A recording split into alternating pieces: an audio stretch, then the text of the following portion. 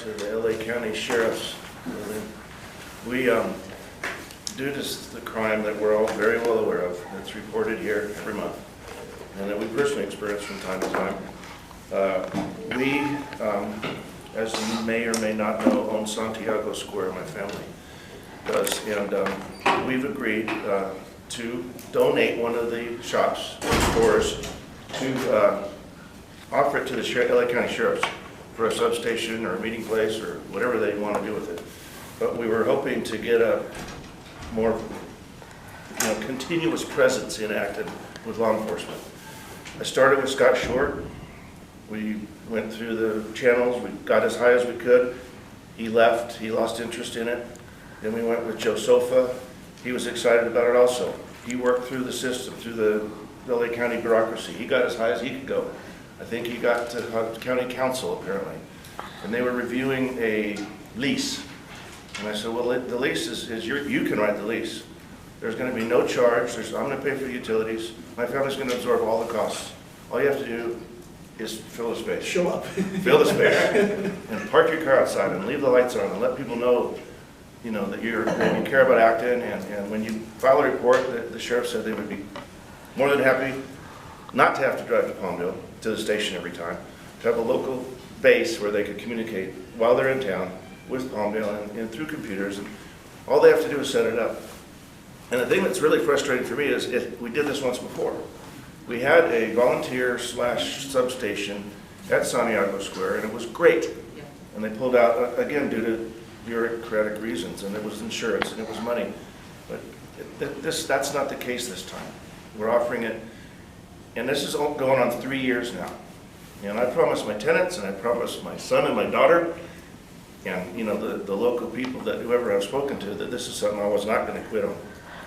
Well, I'm here because I want this to be documented. And I want our community to know that we're trying to do something, Lillian, and let's get it out there.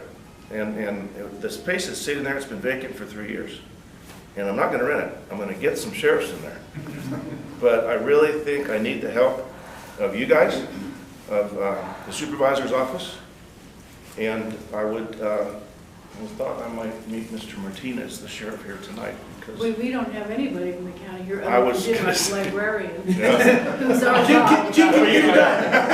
Call your boss. Yeah, but we don't have Deputy Martinez, we don't have Charles Bostwick, I was hoping it's to Donna. have. and they're normally here. I think because of maybe perhaps the change since this isn't.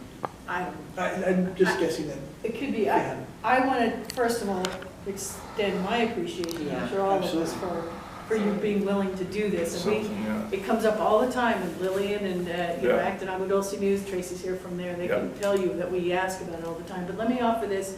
It was in an announcement, but there is a sheriff's, not open house, it's called something or other, on Thursday up in Palmdale, community. I say outreach, but that's not the right. But to talk to them about things, and one of the things I thought we could talk about was, because we got a lot of emails about traffic problems, and can we go back, revisit the volunteers on patrol? They can use your facility. Absolutely. So there's a lot of things to be spoken of, and we got this announcement after our last meeting, so we didn't. And there's already so many things on this agenda, but I think we don't need to take a vote to send a representative there, sort of a consensus thing, and bring the issue you're raising up. And if you can come, that would be great. And hopefully residents will be able to. But it's been certainly. Martinez. I would go. Hey. I'm ready to walk. We spoke on the phone. Okay, yeah, we have. Joseph was in my office, and I brought up the possibility of us getting a substation in. I'm hoping. That's what I'm hoping. I'm glad you're here. I've been so frustrated, as you know, during our discussion, and I just thought if we get the community involved on the grassroots level, because I know how you guys can be. So basically on our end, he's been more than generous, obviously, and the main concern has been liability, and it's held up in county council. I've been getting the runaround because I don't know anyone that works down there, and it's kind of, each time I call somebody, I get redirected to an office that I did not know that existed in the county. And I talk to someone new, and then it starts the process over again. Could the supervisor's office help? Maybe, but it's ultimately gonna depend on whether or not the sheriff's department wants to take on that liability. Okay. So that's where, Well, would it help if we restarted or reinitiated the VOP process program? Because the volunteers on the patrol, they could use that space. yeah, I mean, we're always looking for new volunteers anyways. Recently, they've kind of cleaned house on a lot of them. A lot of them weren't meeting their minimum hours and stuff like that, so they've cycled through a lot of the volunteers, people that want it. And they did get a little older, and Acton actually is, I think, the shortest out of all the volunteers. They have the least amount of volunteers than any of the other communities. I don't think we have any now active We have VOP. 4. Oh, really? I've seen the car. Oh, Yeah. okay, good. There's All 4 right. of them. That's what I said. I think like right now we are to like the bare minimum of what they have. And it is volunteer hours, and obviously not everyone has the time or the ability to do it. But yeah, if you guys want to try to get something going, then Well, would that help? that's Sort of ultimately would catalyze be the best case scenario for the substation would be to keep deputies here in this reporting district versus like, hey, I need to use the restroom, I need to go to the station. Hey, I need to turn in, or I need to write paper, I need to go to the station. If you're a training officer and you're down paper, it's a place for you guys to stop and do your thing. We also discussed it because Kevin Schaefer is all about it. He supports it, he wants it. Yeah. Sharing it with CHP and having it be open to them. That'd be great. Could we meet And more having the CHP ability here? to do that. And then as far as for the public, obviously wouldn't be a place that we wouldn't want anyone to go there because we need help or something like that, like an emergency. But like say you needed information on, hey, what do I do with identity theft or whatever. Have some pamphlets there, maybe have some office hours with volunteers, like kind of guiding them in the right direction. I know they don't want any internet in there because they don't want like a back door to the secure network with the sheriff's department. That was one of the things they brought up. But if the volunteers have Wi-Fi, they could look things up for somebody coming in. Yeah, and you know, Like a help them hotspot. out. Yeah, or something along those lines. But I mean, their whole thing is not only like if the liability or something happens on the property, but also like, is this going to be secure in case someone breaks in and tries to, you know, hack into the sheriff's department network kind of thing. So that was kind of the concerns I got, but. Well, since we've had a sheriff station at Santiago Square before, how was the liability handled that time? I mean, I've asked that question before, and Yeah, maybe how you long can- ago was that? Because no one seems to remember. Oh, I remember it. We had volunteers. It was And I'm an idiot. 15 years ago. All right, 15 years ago. Yeah, I was in high school, but yeah. Thank you. I don't even think it was that I was long on the ago, department, but I was actually. a little custody guy. And we had volunteers here in Acton that manned it. Yeah. Well, I know It was a Patty good Cobb was. opportunity. Well, I Yeah. wonder too, because, I mean, in fact, I think a lot of us weren't even aware that there were any volunteers. That probably has not been very well publicized, that it's even something that's an opportunity. Maybe that's part of the problem why there isn't more volunteers. 'cause- You mean volunteers on patrol? Yeah, like I wonder if that might, be part of the problem too, is because, I mean, I don't know, we could raise our hands on who didn't know we even had. I didn't know that any. was a good idea. So- Well, I see the cars around. It's that white sheriff car, Yeah. drives around. Maybe I saw them thinking it was a process service, I mean, I don't know. Was that the one that's parked at the park sometimes? Yes, Yeah. and it says sheriff. So we utilize them like either to report stuff in, just a presence in the community. They will put like the little warning stickers on cars kind of thing. But there's not, or traffic control during like special events, the 4th of July parade, that kind of thing. Like we'll utilize them in that Yeah, they in were that at sense. the last 4th of We July. have big major accidents, that kind of thing. The city guys are like a little more involved. That's when we get like our command post. We have a major incident. They drive the RV down for us. They are part of the station. They have their own little section, and they partake in our barbecues and all that other stuff. So it is a part to be, kind of be part of the sheriff station as well. Most of them are retired because it does end years. So when we have a lot of retired people here, maybe they'd be interested. I'm curious to, What's the logjam? I mean, where do we have to apply pressure to get this rolling? It's been years. It's county council. That's What, is fine. there a name in county council? Because we will, That's what I'm trying to narrow down. wait, you don't even have a name? Each time I've gotten literally directed to someone else. So it sounds like we need to get Supervisor Yes, to get Barber on to- top of this for us, and if Chuck Bostwick would have been here tonight, we would, Yeah. I we'll was start, hoping he we'll would. get going. And you know, if we encourage our readers to contact our supervisor, You're right. because you go to, you know, when I'm dealing with regional planning, they're scared to death of Acton.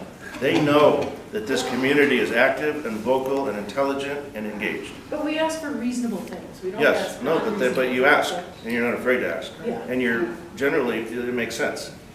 And in my experience, they respect our community and they respect this town council.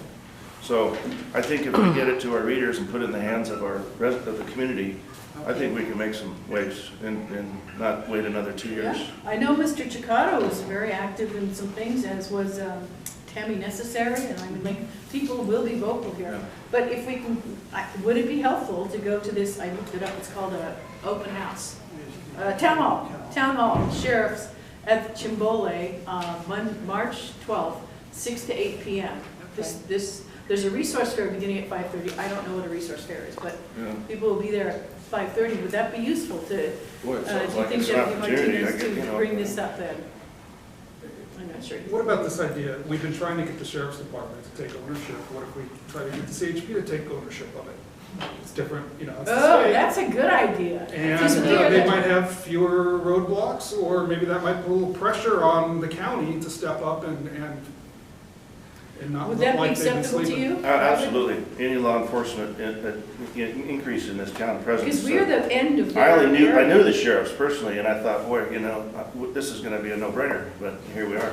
Well, plus, one of your tenants has been broken into multiple times. Many times, many of our tenants Yes, have and been many. broken It's into. not just- Studio D got broken Yeah. into again a week Yeah. ago, Yeah. Oh, They really? didn't take anything. and they didn't take No, that's anything. very common. They break in, Yeah. they And looked we- for the cash box, they threw the cash box on the ground this time, but did not take anything. Yeah, it's very But strange. meanwhile, she's She has got to deal with damaged merchandise, and he's got to deal with it, and. And we have cameras, we put cameras up, and Yeah. we increased the lighting That's in the something center, we did. and we've got the color cameras all over, and we think we pretty much Right. got the place covered. And they've led to a couple of arrests in the past, since we put the cameras up. At least, I don't know if we led to the arrest, but they caught the guys. So, we're trying to keep our tenants safe and happy, and I just was here to plead for some help. Well, if I'm available that evening, I have a couple of conflicts, but I'm trying to clear my schedule. I'll go to this sheriff's town hall. Can anybody else make it, or? It's from 6 to 8 on Thursday at Palmdale to Chimbole Center. Okay, I'll go. Great, that sounds. Yeah, I think. Because, you know, Get some momentum established, I'd sure like to. Well, we'll put it, Lillian, we'll put it in the Country Journal It's again. been in the country I know, journal I know, for honey, a few I know. weeks now. There's been some more uptake I've noticed on social media about getting a substation here again. Well, You know, so maybe we the can space in latch, the city, they're vacant, Yeah. it's concrete, it exists. I think maybe we connect the dots with some folks and give them a place to focus their ire rather than just, I was just gonna go Online. put a sign up, have the sign man, put sheriff up there. Turn the lights on. I'll pay for I think that. that's a good I'll pay for idea. that. You want I it? was gonna do it, but I thought it might be illegal, you know. Okay. I mean, he's held this space It's a pretty gray area right for there. Probably, 3 years. Well, I think if the sign's still up there from before it was a sheriff's. No, it's not. Oh, yeah, right, oh, yeah. Of course it is. I think I've got it in storage, just turn the lights on. Maybe we should park the volunteer on patrol car there. yeah, what is Well, let's ask him to do that. Maybe they, I could even, I don't know if the sheriffs would allow it, So but the- I could let them use it. They could put a desk and a chair in there. They don't, the volunteer car is parked behind, has to be behind a county parking lot, it's secure parking, so they either park at the fire station or at the sheriff's station. But like if they come in to use the restroom or something, that's not allowed, they have to. No, they can, Okay. but I'm just saying like I want the station there, like, it would help me out. Yeah. And that's what we really care about. Thank you. Well, we want the community to feel like we've got a bigger presence. Yeah. We've been trying hard And to make people feel more secure. I've been briefing it quite a bit to the new, we have a lot of new sergeants at the station right now. It's been addressed, and from what I've gotten from our operations, that they're receptive to it.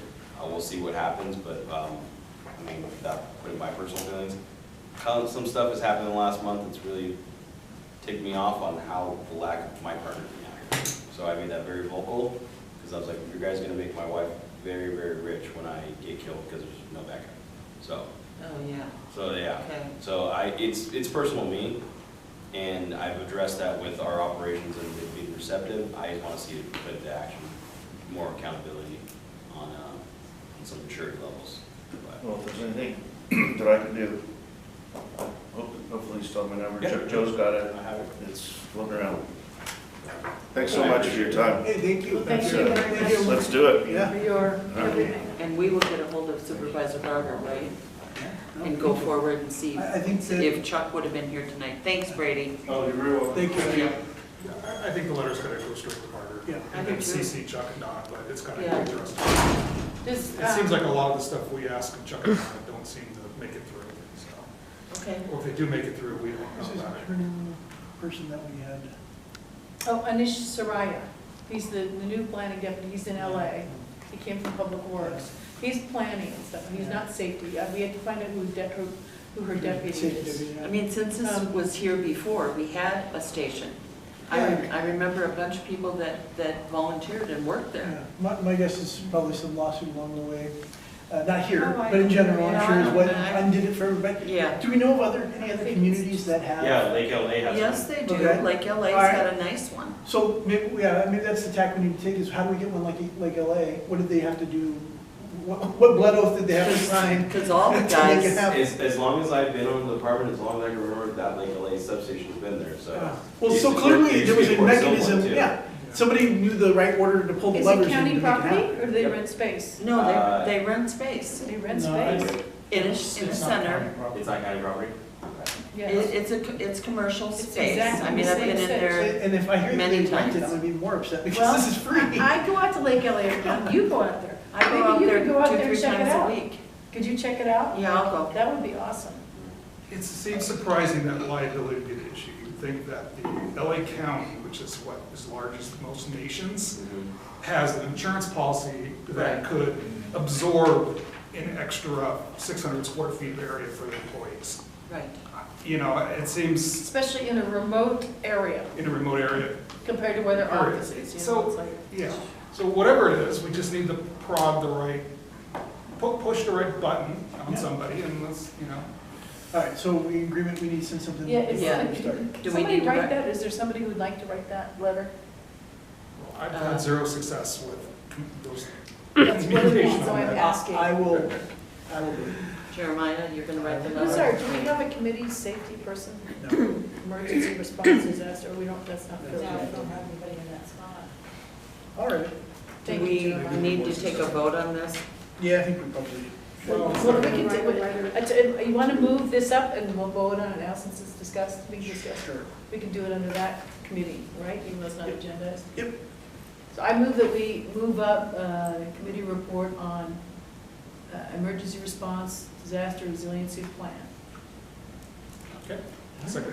All right, any other discussion? All in favor? Write a letter, again, to try to get this substation. And you're gonna write it to Supervisor Barger? Yes. Yeah. So Jackie made both those motions, and who seconded the first one? I did. I think, you know, we should put a time limit on how long we wait for response before we try to get the CHP involved. Oh, Because if it's gonna be open to CHP and fire department, it doesn't matter who has control of it. That's a It's good gonna be- idea. We just need just somebody just to need some- take to sign, ownership. yeah. Yep, that's a good idea. And I know that there's a group of people that are willing to man it again. Well, I think you would have more interest, that's what I was getting at with the volunteers on patrol, is that if it was more visible as like a thing, we probably could get more folks to be interested rather than, like I said, I probably thought it was a process server down there, I didn't realize. You know what I mean, like the So sheriff. you ducked. Yeah, sorry, I laid down in my car. Just sheriff on patrol. That's it. Yeah, oh, no, you understand. Tell them. They're at the schools too. Yeah, I saw that, I think, a year ago, for the first time, it's like, oh, they changed the color of the patrol cars? No, it's white with black lettering. It didn't look like a regular patrol car, those kind It's not supposed to look like a black and white. So somebody needs to second my motion to Yeah, write a write letter. down that. No, I second your motion. All right. Any other discussion? All in favor? Aye. Aye. All opposed? All right, motion's carried. I will write that. Anything else on safety? Yeah, it's just, no, I think so. Um, I should talk to him about that.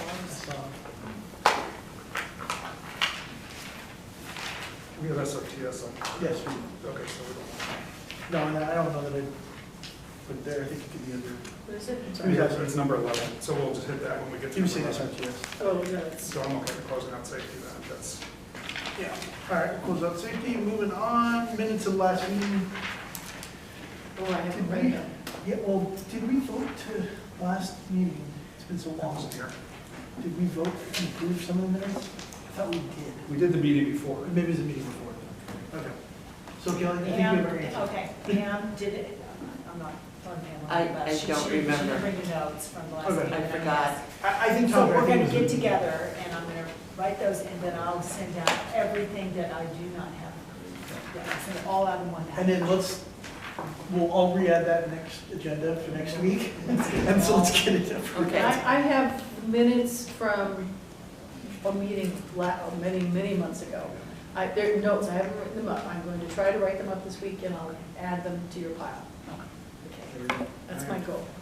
All right, and everybody try to So take- read them before next Monday so we can Okay. get those approved. All right, treasurer's report? We have $668.05 in our account, and it's just minus the $15 every month. So no income, no other expenses other than our bank expense of $15 a month. All right. Oh, I think Martinez disappeared. All right, we'll come back. We'll come back in. Let's see the superintendent. Oh, there he is. You're up, sir. Already? Good timing. Already? Yeah. Okay. Well, it's nice to see everybody. It's been a nice little break. It kind of is a little confusing. All right, for February, we had 0 Part 1 crimes, and we had 6 burglaries. Looks like they were all residential, 2 were unknown time, and the rest were during the day. And then we had 3 vehicle thefts and 1 grand theft. Wait, how can a vehicle theft not be a grand theft? How much was stolen from it? Oh, so the car was stolen? No, yeah, no, like Break- theft from a vehicle. Oh, I thought the car was stolen. Yeah, like if the car's stolen, it's a Yeah, grand it was theft. Yeah. $500. So, The Matchbox. and going back to where the stats are kind of like where, you know, kind of like if it happened or didn't happen. Do you guys remember the RV that everyone on Facebook was going crazy Yes. of? Not the one by the antique shop, but the one that was off Santiago? Yes. Yes. So that guy broke down on the freeway, pulled over, took his Triumph bike out, went driving back down to the valley, came back the next day to McDonald's, which he thought was the exit he pulled off of, reported stolen. So we got two vehicle thefts pulled from our reporting district that was never stolen. Okay. So the car, the RV was still locked, the ramp was still there for his motorcycle, he just was mistaken And in which exit? which exit he was There's a at. big difference between those exits.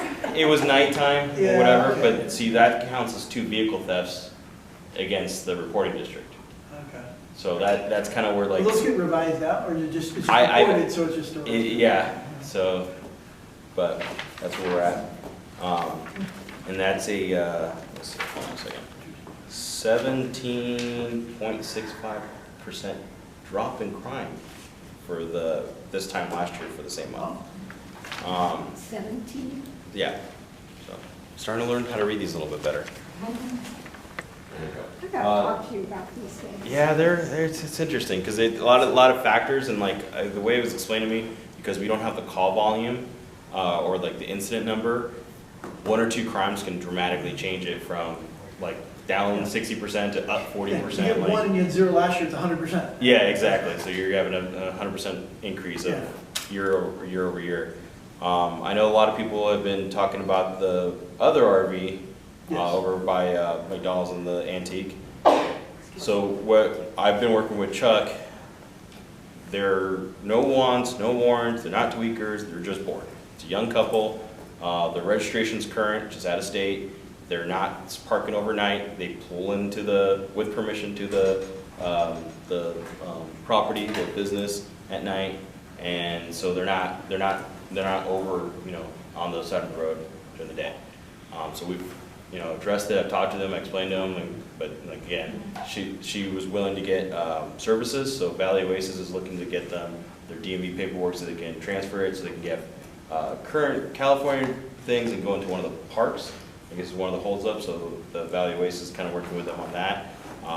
Chuck's working on citing the property for having them live there.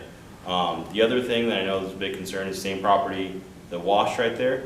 I have now confirmed without a shadow of a doubt that guy, the homeless guy's gone. He's been gone. He got scared from all the threats on Facebook apparently. So I got pictures of that today. And from I talked somebody. to the property owner. He's very elderly, and I do not want to cite him. I know that the Women's Club is setting up a cleanup over at Antelope Woods. I was going to talk to Lee Jennings and see if they would be willing to scoot it instead of there to that wash area and clean it up. If not, then my only other alternative is to cite the elderly guy that lives in Acton, because it's private property. It's not public land or anything like that. That's where you're setting up shop. Well, I think the women's club, though, they're signed up for the Crown Valley. Crown Valley Is there. it possible that a scout organization would help us Yeah, out with if they would be It doesn't willing, matter and I was how gonna. we get that? somebody. No, I to do that. mean, did you Guys, the women's club is not gonna go down in that gully and clean that. Alright, That's so why. let's- Do you happen to know any young whippersnappers, scouts in the Acton area? You too? I'm Well, looking at they you, do. Tom. So, That's why I'm asking, I didn't think the women's club. If you guys would- could set something up like that, that'd be great. If not, I understand, and we'll proceed with trying to cite the guy and having him clean it up that way. give us a chance to see if we can Well, find another. The kids need service hours at the high school, the Yeah. National Honor Society kids, they're always looking to do, I'll talk to Matthew, the principal. because they're always looking for community service hours. I mean, it's a mess down there. It is a mess, and from what I got yeah, today. but there's no one living down there. Is this stuff that people who were living there left, or that this elderly gentleman threw? No. It's the homeless guy that was living there. Okay. He set up a camouflage blinds, the whole gambit, has trash all over the place. Is there, okay, so let me ask this question, and then maybe you can't answer, maybe somebody else can. There's a lot of Measure H money out there. Isn't any of it go to cleaning up the campsites after the homeless people have left? And can't that, an organization is doing that? If it wasn't construed as personal property, not trash, Well, what's the difference? not much. No, I mean, is there, no, I'm not trying to be funny, is there The a difference is that definition we of would have trash? to take the property and basically It's gone. hold it The guy is gone. as found property. Okay, I'm sorry, can you say that one We more would time? have to gather all the property and hold it as found property. So, for this to be, cleanup to be done under the umbrella of Measure H, I would have it to has look, to be I have to not look into trash, that. and you would have to actually collect it and store it as private property Yeah. for somebody we do not know. For how long? LA City has like 90-day limits. I'd have to look to see what And the then what county happens has. to it? Then it gets destroyed. We do. We do. Well, Measure H does. We're already paying. Let's benefit from it, right? But I'll look into that and see like what the exact the parameters are. But generally speaking, when we get to a homeless camp and we know that there was someone's property, we have to, But this is trash. I 100% agree with you on I mean, that. it's just trash. Well, I'm just So trying we to just find, need to find I'm trying to a find group. ways to get it cleaned up if we can't get an organization to do it. But Yeah. there are organizations here in Acton that will handle this, Jackie. The I high don't know school that the kids, scouts will last, but yeah. the high school kids, there's been a number of people that have contacted me and offered to figure out how to get it cleaned up. And I had to also first verify on- that he was gone, and now I verified he's in Right. Palmdale and we're good to go. And that on comes Ward back. Road, apparently That's okay. I drove by today. And it Some was, kids. Is it cleaned- gone? Yeah. Some kids in Okay, another. yesterday it was still there. I was there around 4 today and I didn't see anything I was looking for. Good, okay. So, and as a reminder, tell them to call the station. The Aguadulce 14 freeway camper guy down there, no one called the station. I saw it on Facebook and went out there and took care of it this morning. But again, like, we're not getting the calls. Like, we're getting plenty of Facebook posts. We're not getting the calls. We better contact the sheriff's department. Yeah. Stop wasting time on Facebook. Yeah. Yes, please. Well, I'm glad to hear the Ward Road is cleaned up. Yeah, Because because I went looking for it to contact Public Works and it was gone, so. I saw it yesterday when I came back from church and I was like, oh, it's still there. Yeah. So somebody went there today then. Yeah, there was a mom posted her and her 3 kids. Where does it all go? We have to get a waste management dumpster? It seems like we might. Well, Yeah. They just bagged it up and took it to the trash. I mean, I took it.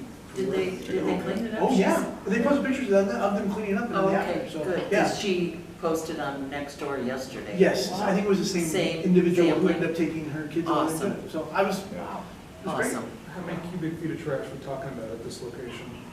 At the one by the antique place, The wash. It'll fill a 3-yard dumpster. Oh, That's really? why I was Yeah, like, it's a lot. maybe waste management will drop a dumpster off or something. 'Cause, I you can know, talk to Wendy, who's the representative from North most County. people here, they have like a trash can, unless they have the horse, waste bin. But, so even if we But we don't have had the waste volunteers, management we would girls figure out here. where to put it. I'm sorry? So we usually have the waste management girls, she's Yeah, not here she's yet. not here. Well, maybe a couple times she's come, yeah. Yeah. So I, That would be, yeah, we can, well, let's talk to scouts Okay. and see if we can find scouts to do it and. And maybe there's high school kids that would be willing to take on their Right. community service job.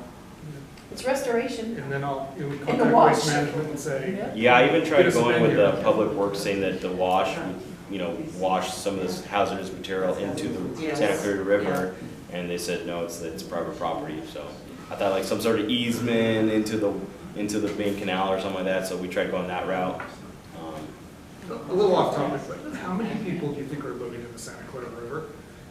As far as I can Not so much count up here right in now, Acton, but when you get down a little bit lower, when you start going towards Santa Clarita. not as many as you would think. I think I counted the other day, there's one property, it's on private property, they're the ones that burned that rock place up Briggs. It's like there's a historical house back there. Oh, yeah. They caught on fire. So there's 6 campers, and I think there's like 2 people for each one of those. They're tucked into the wash. It's hard to get to them. Other than that, on our side, there's not really too many. The guy behind Pizza Factory, he's living in 1,000 Trails now with a family member.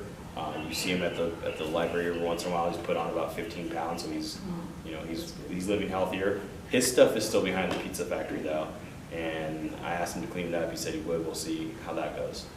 But that's another homeless camp. It still looks like someone's there, but there's no one there, and there's no one behind Cedrella. But that's or not anything. trash. Well, It's trash. it is. So a group could clean that Yeah. up too and not Yeah. get in trouble for theft. But I don't mind citing them because that is owned by a real estate firm down in Long Beach. And we established that. That's a little different. So we can work That's that. second priority. Yeah, second priority. Yeah, we do. So. I mean, because, the only concern I also have is that, are there things that would be injurious to young boys who Yeah, are that's not the smart thing. about picking things up? Yeah. Well, right, that's the only part that would worry me, that Yeah. there are things there that children probably. But the scoutmaster would know Would whether know. it's, and there would be gloves and things provided to make it safe for whoever does his job. I mean, Right. Let's talk to Ace It's Hardware. more than that. Well, you don't think so, Jackie? That they What? won't, they won't No, provide? who would do the providing is what I'm thinking. I will. We always talk to Ace Hardware. If We the talk to garbage has some them. food residuals, they're going to be mice, and they're going to be rattlesnakes, and you just cannot send kids there Well, we're not talking without about the young supervision kids. and all the protective gear to prevent significant injury. We're talking about Boy Scouts, not the Cub Scouts, Well, right? these, probably half the boys are under the age of 14. Okay, so then it would have to be the older boys. Yeah. Nevertheless, there's we've some got- protective gear on until up to the knees. Yeah, so we've got our work cut out for us to figure out if we can make this happen or not. Yeah, there would be gear required, some, Step What one, I that guess, is. is it's Thursday, let's find out if they're interested, and then Okay, somebody from the troop. And just one of the email me adult where you leaders guys needs are to go at, and I'll look at let it. you know. I'll look into that memory stuff and see if there's anything else we can do on that end. I think we could call it restoration, because the scouts, to get their credit, they have to have a certain percent be restoration, and a certain percent just Yeah, be we're sliding ecological. back This is- to- So this would be, and sometimes the restoration's hard to get, so that would help. But Okay. no, I would Yes. recommend it, but I didn't think it could work, but the logistics is probably not trivial, so. So it's great that Ward Road got cleaned up, that's Yeah. just awesome. It's awesome. Done in a flash. So will it be helpful at all for us to go to this town hall and push on things like this substation? Or But is the captain's behind it. He wants it and he's on board with it. so it's gonna just be It's, more. it's the county council that's holding up it. And And everything, the everyone I've captain talked can't to, figure out who it is? It It's- just seems so weird. it's just, it's a different animal down there, and it's all about liability for them, and it's whether or not they wanna take it, and that's where we're at. You know what, we're citizens. I mean, they're afraid of liability to implement something that would protect the citizens. They're I don't concerned know. about the liability. If they're afraid if about they don't do liability, it. they wouldn't do Yeah. anything. I mean, this is ridiculous. I mean, that's Lake LA's got a insane. fabulous station. insane. I mean, I'm not yelling at No, you, I'm yeah, saying no, I was that. gonna say, let me clarify. That's like, You're just getting the receiving end of the ire, but, I don't know of any other substations other than Lake LA, do you? I mean, Santa Cruz has one in Gorman, but that's because of the distance. Yeah, I was gonna say, I don't think Castaic have one. No, just Gorman Little Rock. and Lake LA, and then, do you know why they closed down the Quartz Hill one? No, I didn't know. So is Lake LA, the liability is for what? Is for Something happening there? destroying the store over there, or because you have to pay liability anyway for the volunteers and for the car and for whatever they are using. You have to pay anyway. Right. So the only thing is if the volunteer sheriffs will destroy the location. I think it's more of an incident happens there, like someone walks in and something occurs. on But it will property. happen anywhere. No, but I'm saying like someone comes in, like Trips. and trips and falls or something like that. It trips and fall on the car. there's kind of facilities all There's over no the much place that they liability trip there. and fall. Yeah. well, and I don't Yeah, think. but when they yeah. see the sheriff, it says LA County, which It's means just deep big pockets. pocket road. And that's, They see the sheriff anyway. I mean, it's the only thing is that the sheriff may not want to assume liability to the property. Okay, we can ask the owner if he would waive that issue. So he's willing to waive everything except for liability. So that's what he's asking us to carry. And the other aspect would be like, since they're looking for help, For it's not, sheriff's help. and it's not a manned 24-hour station. It's not even a station. It's really just a rest stop. We wouldn't put it on the billboard. Don't. Right, no, but I'm saying like if something like that, or someone goes Yeah. there for help and then isn't able to acquire it or whatever, like does that put us in liability because the, help wasn't readily available, that kind of thing. So, I mean, there's more than one aspect to it. Yeah, but you can have all the signs. And like I've told you guys before, the greatest expectation you could have with it is that instead of a unit going to the Palmville Sheriff Station, go use the restroom or write a report, they'd be there instead. Yep. Which they'd be closer for responding. That's about the best you could ask for. That's it. But it would be a benefit. It would be a benefit, but it wouldn't be manned, it wouldn't be like a staff 24 hours a day there or anything like that. So your estimation, though, the choke point is not the captain. No, he's As far as for everything it. there, That's yeah. all for it. So, Yeah. and that's why I think I don't coming think, the other way and saying, all right. if you the know, council could make it, I don't think it hurts for him to, hear it again. Support. And that never hurts. Oh. But as far as pushback from him, there's no pushback. So, He's already made that Yeah, clear. well, I just wanted to make sure, like, because to me, I still think we gotta go, because there's other, we can highlight all the other wonderful things that we probably need to talk about at some point, but the flip side is that the most likely thing that's gonna move the needle is finding out when county council's holding it up, or what county Yeah. council's, or even what the holdup the is. like, parameter is. yeah, like what is the holdup, like, is it, X, Y, or Z, and then is there a way we can mitigate that, or Or find out or how find they out how, address like, it. yeah, how did Lake LA address it, so we can just address it the same way? Is Lake LA affiliated with the Lancaster Sheriff Mhm. Station? So there must be something. But it's been there for For a long as time. long as I've had It my doesn't shopping matter. center, it's Why 20 does it years. matter? But, you 20 know, years out there. I no, mean, why does it matter? No, that no, it's but been whatever all the time? mechanism they needed to establish. They have to that- redo it every year, I'm sure, or whatever. Well, I don't mean that, I just mean that whatever mechanism that they got around the liability, you know, whatever it was, like, Yeah. hey, Is this is what we took to Is do it free? Is that commercial owner giving the Yeah, he's giving us property a free rent, free utilities, and just the liability. No, No, I like mean, LA. Lake LA, do you know? I have no idea. Okay. Could you find out? Yeah, I can Well, find we can find out on Thursday. Oh, that's- Oh, no, that's Palmdale, they wouldn't Yeah, know. nobody's not gonna know. If you can find out, just out of curiosity. Yeah. That was probably around before the AV station, But I would guess- station split, you know what I mean? Probably. Yeah, but I would guess that if the liability existed and it was that serious of a thing, they would have pulled it. Also, the response time Right, I from mean, like if- Lancaster, Well, Lake LA I don't is know. 30 minutes. I'm not that familiar, I would guess that because it was already there, then they wouldn't have pulled it. Well, I just mean, Because there used to only be one station for AV. Yeah, but I before mean, they if- split it at Palmdale Lake. if I'm county council and something is a risk to the county losing a bunch of money, regardless of whether it was there before or not, like, what I'm getting at is if they're saying that it's a liability here, then why isn't a liability there? That, And if it is a liability, you know, it's not a liability there, then why is it here? Like, they Wasn't can there establish another what the difference is. no, I understand that. It comes down to this. It Way could out be there. also too, I mean, it Past takes 30 Leona Valley, minutes. like Sure, sure, where to get from Susan lives, Lancaster Susan to Zander. 3 points? Yeah. 3 points.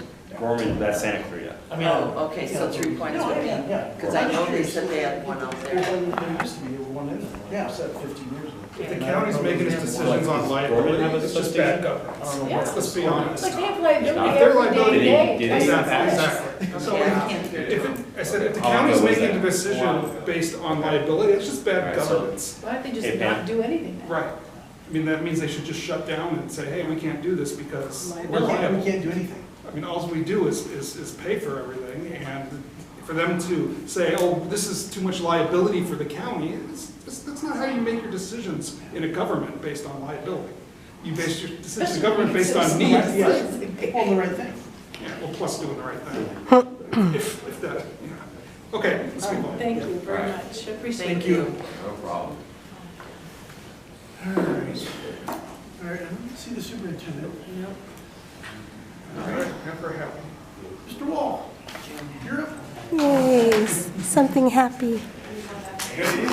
Who makes all his decisions for the benefit of the community. Of course. Sorry for liability. Yay. Liability is someone else's problem in my department, not mine. You're not liable for the liabilities, what you think? Oh, I just fill out paperwork and send it on.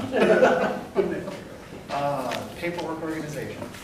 All right, some things going on in the library. FYI, Monday, March 30th. It's a holiday, library will be closed, it's Cesar Chavez Day. It's my birthday, but that's why it's closed. I can't outright say that. It would make the rest of the town council jealous, but you and I know. What is the holiday? Cesar Chavez Day. Cesar Chavez. Oh, Cesar Chavez. I couldn't find it on a, all right. Okay. So happy birthday, Kelly. Yes, happy early birthday. And then upcoming programs I've got coming up. Saturday, March 21st at 10 a.m. It's a personal safety and bullying workshop for youth and their caregivers. It's through a grant we've got with the probation department. So they're coming in, they'll have a nice presentation for it. Should be a good program, informative. What age? It's for ages 7 to 14, and then their caregiver, whether that be parent, guardian, whoever. So, got that, and then I've also got Monday, March 23rd at 6 p.m. It's a gardening workshop lecture with the Theodore Payne Foundation. Gardening with natives and all sorts of edibles. So, you know, putting your garden together with things you can eat. Right, grow your food. When is that, March what? That is March 23rd at 6 p.m. And the only other thing I'm going to plug, I'm going to drop an early heads up because it's coming, it's going to be the end of April, April 25th. That weekend will be our book sale weekend. So if you're looking at your shelves at home and going, man, it'd be really nice to have a few more books. I know where you can get some at great prices. Other than that, that's what I've got, unless anyone's got questions or comments for me. Going once? So Edison, you were able to, you have AV for? Yeah, I'll have the projector screen drop down for them. Okay. I haven't heard if they actually need to borrow one of our laptops or not, but I mean, They could walk in and ask for it, and I'm like, sure, You here. coordinate directly with them? Yeah. Okay, thank you. Mr. Yamamoto Also asked that. also asked late. Oh, this really? I afternoon. didn't s- Yeah, it was late this afternoon. Okay, so we have Public Works coming on the next Next Monday. Next Monday. And they're asking for the They same. said laptop, they, Oh, okay, he I asked me a will, laptop and a projector. I'll forward their email to you just like I did before. My cutoff time for doing correspondence and everything's about 3 o'clock. So I just figured it was pressure. Yeah, not a problem, I can have it all set. Okay, thanks. Thank you for the heads up. Just a quick question. Sure. How did the elections going? We were open for a 4-day election. We were the 4-day vote center, and we had a lot of people come through. The last day. Last day, even there was a good number of people Oh, was the it? other days. I mean, it wasn't anything like the Tuesday. Tuesday, there were a lot of people. Yeah. Yeah. On the Saturday, Sunday, Monday, we had people trickling all day. We came in on Monday. I did mine on Sunday.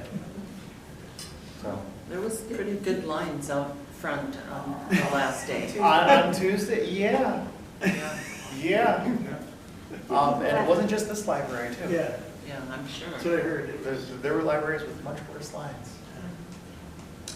So, Was it just me that noticed that every polling location this year, this election, had security? I don't remember that in the past. The level of security seemed really high. I had Private security We at all didn't have sites. security. I You had didn't have to, security guards? You were the security. yeah, it was Jim, yes. No, we didn't have any Meadowlark security. had, what, 3 security guards? So for Meadowlark, Because of the school? technically, the sheriff's department can't provide security during a voting event, because there's some laws against that. But I was in the principal's office all day, catching up on paperwork, with my car parked up front, and that seemed to be okay. So I was at the elementary, because I knew that was a big concern. Wasn't a security guard here outside? Yeah, I thought there was one here. There wasn't. I didn't. I had no security not guards. Maybe on somebody Monday. was voting. The only thing I'll mention about the, being a vote center is, you can go to any vote center. One thing, I got a call from the school halfway through the day, 2/3 of the way through the day. You know, I had an hour wait, more than an hour people waiting in line. Meadowlark, it was like 5 minutes. Oh, wow. No, what? So it's, not sure how you can figure out what has the shortest lines, but You know, maybe pays to next, shop around a little. next time we can suggest, if you guys talk to each other, you can have a board up saying Meadowlark waits 5 minutes. Something like that would be awesome. Yeah. I We don't should know have why an you app that couldn't. just says the wait times in these locations. Well, then that's. Don't think I really- haven't put that out.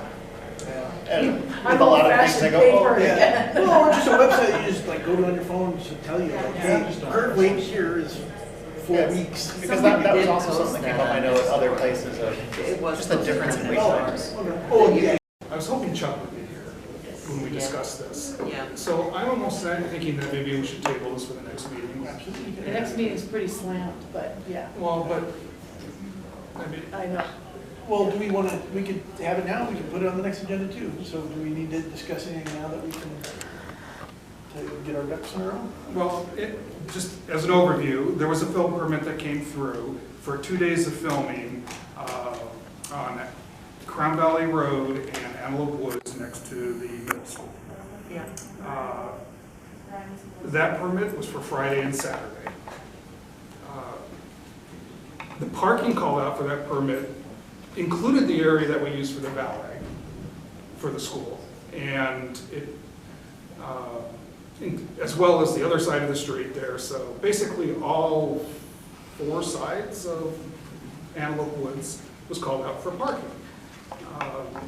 There was a concern that this would interfere with the drop-off and pickup because that's supposed to be no parking there. So request went in to Phil Mulway, or actually my wife Tracy there, said, you know, we're concerned that this is where the kids go. She didn't exactly say it like that, but there's no parking here, and it's part of the drop-off. And they came back and said, oh, there's no problem there. It's going to be shared, basically. And I don't know if they understood what the actual concern was, but then she said, well, you know, this is where our kids are. We have the county put these no parking signs here so they don't have to walk around vehicles. and walking the street, and then they came back, I don't remember, there's a whole slew of emails, which I think maybe we should decide if we want to make them available, but not. But the response from the CEO's office was dismissive, condescending, rude, combative, accusatory, and they directed us to go get pictures, we got the pictures, and then they denigrated them, well, this is not evidence, I'm like, I'm an engineer, I can tell you how big 200 feet are, I'll sign an affidavit, it'll stand up in any court. And they were like, no, we don't consider it relevant. right. So what should have started out as a very innocent request to find out about, is that area going to be used, how is it going to be used, because we spent a lot of time, Jackie, myself, Tracy, and everybody here on the SRTS trying to get that area cleaned up for the kids to walk. Yep. And that was supposed to be, we didn't get our grant, but that's going to be on there again in a few minutes.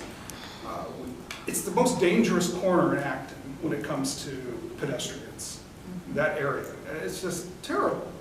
And to have our concerns dismissed like we're just causing a problem, it was just not right. And the responses that come back are just, the first response that came back was, oh, your high school kids will be fine, or something like that. Or, no, this is not a high school. These are middle schoolers that don't look left and right when they walk. And 5th graders. And 5th graders. So it's not that. So it was obvious that the first response, they never read what was written and didn't understand what the concern was. So I don't know what the solution here is. Well, and then this, after that, there was another film shoot where they didn't stay anywhere near their filming area. They filmed for miles on Soledad. They used Pulsarosa, sections of it without. Which they chased them off. Yeah. And the film before that was for filming that was supposed to happen in East Acton, and it was shot in West Acton. It's like the Wild Wild West with filming here. I mean, every one of these. But the traffic was horrible. Traffic was horrible. And we still had awful. people trying to exit the freeway to get into the gas station because they didn't realize until you got right there that it was blocked and you couldn't get into the gas station. And in the morning, CHP did not do any traffic control. He sat in his car. Yep. In the morning, he did traffic control at the pickup time. Yep. He was out in the street directing traffic. Because I talked to him and he said he would do it. Right, but in the morning, there was no traffic control. It was ridiculous. Yeah, and the walk, where they have to walk through the ARCO, because the superintendent did a great job. He went and talked to the film Yes, he crew, and he said, this has got to be cleared when the kids get out of school. It looks like they made a nice path. And everything looked like it was going to turn out all right until we get the email back from the CEO's office, basically accusing Jackie and I of moving cones when we were sitting in Barger's office in Lancaster on a conference call, and there's this email that comes in about the cones being moved. Somebody moved the cones. Somebody moved the cones.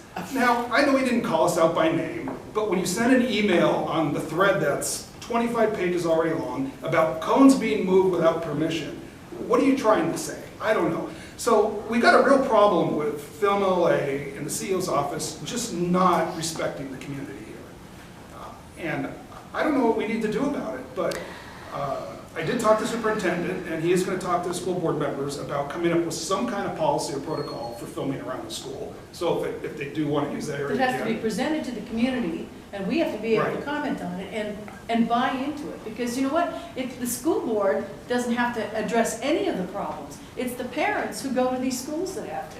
So it's, if it's going to be a school board thing where it's like, well, this is what we're going to do, this is our policy, and the gavel drops, no, parents need to be able to weigh in on this. Right, and that's one of the things that I talked to them about.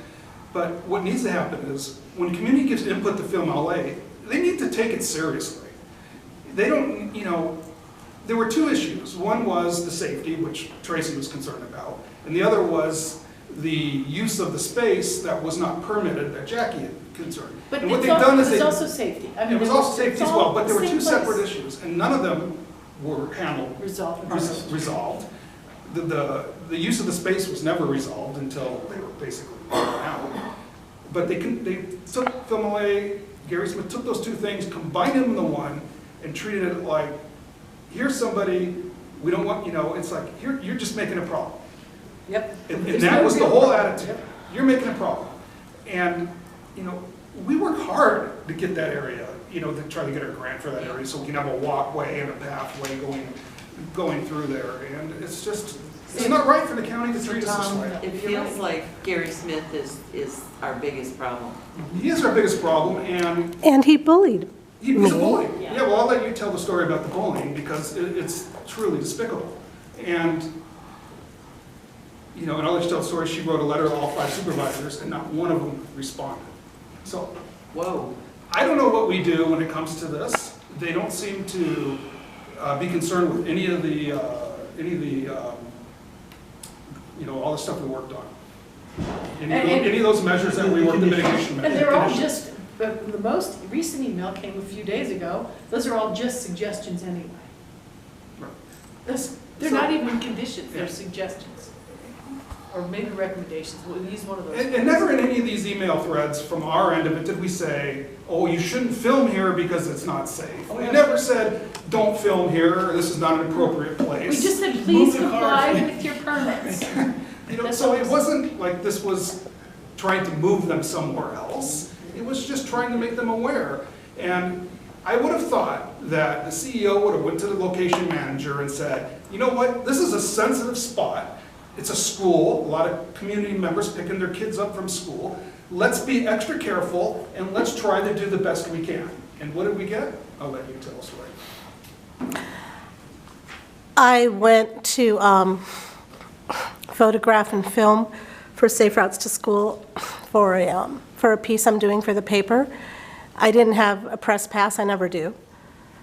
And one of the crew members came up to me and started yelling at me with his hands, why is this news? What are you doing here?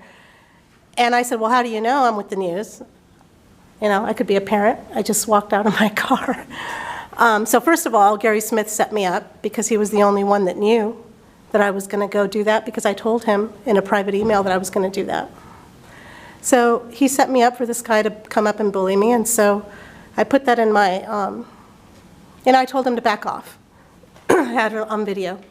And then I wrote a letter to all 5 supervisors, because they are the county CEO's office, not just Barger's district. And not one decided to respond, so I'm going to go down there in person and call them out one of these Tuesdays when I have time. Not even Barger No, responded? not even Chuck, not even Donna, no one reached out. Even if it was just to say, hey, sorry, we'll look into it, even if they don't look into it. I understand who Gary, I understand how much money he brings into to the county. I understand that. I understand all of that. But he's in our community, and he treated me poorly. And they're not supposed to do that. They're guests in our community when they film. And he approached me, you know, 5 foot. The production guy. Yes, and I have it on film. And I told him that I had it on film. Not one person contacted me, so I'll be taking care of that. Well, I went there because the MLA asked me to go get pictures, because they didn't believe me when I was saying, so I. Which also is kind of crazy. I'm You know, I know. We do the job of the county. Yeah, we're doing what they should be worried about. I mean, you know what I mean? Like, go ahead, You I'm know, sorry. I didn't want. No, to I'm come saying back what and- above and beyond. No, but Okay. I didn't want it to come back and them say, look, you're just trying to cause problems, we asked you to go take pictures and you couldn't be bothered. I didn't want that to be thrown back. So I went and I was driving down the road, and this guy, I think it was the same gentleman, came out and he started yelling at me in the car. I'm like, what are you doing here? Because I had told Phil Melling, I'm on my way over there, I'm gonna take pictures. So they notified Oh, him. he accosted, oh yeah, he came running up, his hands waving, screaming and yelling at me, because I was driving along my little car, like looking to see, okay, 200 feet and all that other stuff. And he goes, what are you doing here? I said, well, I'm here to take pictures, and I said, they're supposed to be 200 feet. It's 200 feet. I'm like, I pulled out a tape measure, I'm like, here, show me how it's 200 feet, because it's not. And, and I don't think I even got out of my car on that side. I had gone over and talked to the CHP, because I didn't know where the film person was that I told Phil Millay I was going to go find. But I never even got out of my car when the guy came up. But anyway, it was ridiculous. It was unbelievable. So Tom, what are you suggesting that we do, since we've been battling this for 3 years now? I mean, I really don't know anymore, because I know. we worked so hard, we come up with the conditions, and it went nowhere. And now they don't even seem to, Now they're just recommendations. And we've got the CEO verbally attacking us and, Yeah. and, and What about our it, congressman? Couldn't we all see everybody has a boss? oh, the state rep. So Jackie, you know how I reached out to you about the Alberta incident? Yes? We got a meeting with Gary and Stephanie English later this month. Sit down with that resident or her complaint, like a one-on-one, at the county's office. So you help them out in anything, or, because the only thing that was different was that she contacted me and I contacted the production manager on site that day, and that seemed to, once the sheriff's department got involved a little bit, I started getting calls from FMLA right away, like without me prompting them, like, because I was like, hey, this is the concern, like what's going on, I'm on my way over there kind of thing. It was probably your involvement, because I So, know I mean, if we're that's the poison case, of these things. if so- you guys have a concern like that, like, forward me the call, I mean, if that's Okay. gonna scare the production manager to doing the right thing, like, that's not a big deal. Okay. But whatever the outcome was, because I didn't get involved past the emails I sent to you, you know, like, we have a sit down with him, a one-on-one, and, you know, I know that you guys had a hard time getting him here for a town hall, right? Oh, yeah. So, somewhere someone got scared. Well, I appreciate that, but maybe that's what we'll do, we'll review it. That would be great. Frankly, I don't know, the bottom of the barrel is scraped on this. I mean, we have to acknowledge, of course, that Mr. Smith was given Public Employee of the Year award from the film industry oh boy. for California On Location Awards. So he has brought a lot of on-location film permits to the county, and they have recognized him. This is in 2018, I'm looking at it, his award. It was a big fancy banquet. So that's what we're up against. He is, you know, integrated in that community. He's empowered. He's in an appointed position. Where he feels there is no recourse that will damage him at all. Well, and also that there is nothing credible that we could possibly say as a community. No, we're dismissed, About film concerns. always. Well, not that, just that we're dismissed, but none of our concerns are, So he totally blows us off. He blows us off. We're just, well, this recent email that came out a few days ago, it was like, he starts out, this email serves as the county's final response to these inquiries. And then he launches on, you know, the last 3 permits have been very troublesome in our community. And basically, he says here that request to shoot outside the recommended, not required time, place. So they're just recommended. Everything is just a recommendation. There's nothing specific. And then he states that we conflated 2 permits together. There's no conflation. It was 1 permit in one place. Yeah, exactly. We sent the pictures in saying, what are you saying? We're conflating. The same things. There's- permit number. Exactly. There's no conflation. That was at 2 locations. So- Yeah. there needs to be something that protects our kids at the school, Yeah. that there's not filming there. I really, So they have it was so dangerous that day. It a was, Friday, Saturday shoot. yeah, They could have done a Saturday, Sunday shoot and not even had a problem. They wouldn't have had a right. inkling. Nobody would have called, nobody would have said anything about it. Nope. If they would have said, you know what, why don't you do that Saturday, Sunday, there's a school there. But, you know, Gary's last email on this particular permit was, here's his final words, case closed. All right, really? so the biggest problem we have is they issue these permits, regional planning never looks at them, they rubber stamp them. The problems we have never get addressed. They go and they shoot, and then they leave, and it's over and it's done. They don't want to talk about it anymore. It's case closed. So they can do whatever they want because it moves so fast that nobody can respond and keep up with it. And then they just say they're done, case closed. You know, it's my opinion that Gary Smith was so far out of line, and his behavior was deplorable. And his behavior, the county should look at his behavior and have a talk to him. Yep. You do not treat your citizens like this. His last line is, however, perfection will never be possible on every shoot. We're not looking for perfection. Just I compliance. mean, what was so grossly, it was so grossly out of compliance that it was, anyway. So the perfection, where is he? I'm sorry. As a reminder, Film LA and productions are accountable only to the county and not the ATC. We've never demanded accountability. We've just demanded that they comply with their permits, and the county act to make that happen. Which is their responsibility when they issue it. Well, yeah, because what stops somebody from pulling a permit here and driving down to, Nothing, that's what they've been doing. yeah, well, no, I mean, I'm Acton, like at this point, like, I'm gonna file a permit here in Acton and just go wherever. Oh, yeah, there because have been. I have a permit number. Yeah, there have been permits filed for Agua Dulce, they've been on all over Soledad. I don't know what the solution is. When you send an email to 5 supervisors and not one of them responds, I don't know where you go from there. Next time it happens, advise me or call We're gonna go station. there, we're gonna try And, that. I mean, from what I understand, we would write like a violation of the permit, and it's not like they get arrested or citation there, but it goes to the district attorney's office, and the district attorney then do a filing at that end. And maybe they just need to actually have that enforcement. It's usually when we do stuff like that, it's like the filming without a permit, and then we're taking away equipment and stuff like that, like the fly-by-the-night productions or whatever they got going on, but the violation is, there has to be recourse. I agree. We've not seen any recourse. Directed in the proper direction, I guess.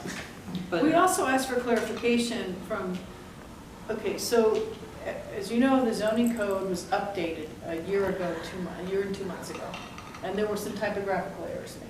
And I pointed out some errors that were made in the original zoning code. They had to adopt findings before they could issue a film permit. Under the new zoning code, the numbers got messed up, and that doesn't reflect that anyway, and that's reflected in the letter we received from Director Bodek a few months back. And when she said, oh no, there are no findings, Section A does not apply to film permits, I'm like, well, it did before the zoo. So we submitted, again, a second request. I pointed it out a year ago. Second request through Adrian Ng. So I asked her to please communicate with Director Bodek. They're both in regional planning, like 10 feet away in their offices. Please tell Director Bodek that section blah, the one in the code, the new code, does pertain to film permits, and they are required to get a film, make findings. So Ms. Ng's email back to us is, we don't take positions on any film issues, so you'll have to talk directly to Director Bodek. So then I took that email and I sent it to Director Bodek, and I said, please acknowledge that these sections apply to film permits.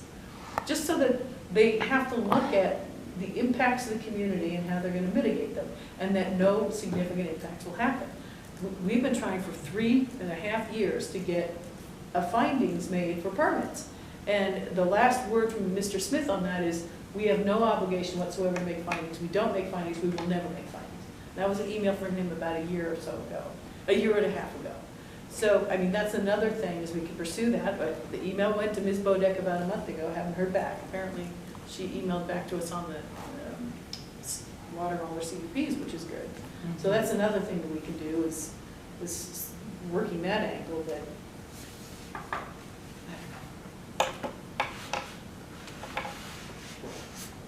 I don't know, I think we need a new representative to talk to. It seems that trying to deal with the CEO's office it's just frustrating. I feel more frustrated than Brady Watt does trying to give away a piece of real estate for 3 years. Yep. So. do you want to, shall we put this back on the? Yeah, Okay. yeah, it needs to be. And then we have to make sure that we've got Chuck here or whatever we've got to do. But in the meantime, I'll follow up with another email to Ms. Bodek requesting Yeah, I mean, confirmation.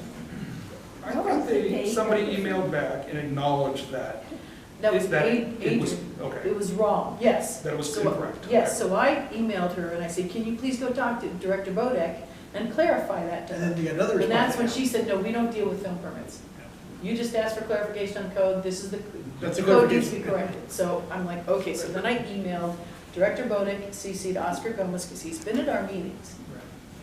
And Oscar did a great job. He was at Bolsa Rosa. The county finally detailed an inspector for the one film shoot that was worrisome because of the explosions or whatever it was. And apparently that went off great. The helicopter came in, it landed, it didn't fly around, didn't hover, nobody complained. Hey, it was great, and we had an inspector on site. That was the only time that I'm aware of that there was an inspector on site who had authority to stop the film shoot. Film LA inspectors have, and we learned in that meeting, and all this, sheriff's, who's the captain? The new Schaefer was there, and he said, no, you know, we're the only ones who literally have authority to shut it down, like you were talking, or to do take action like you were talking about.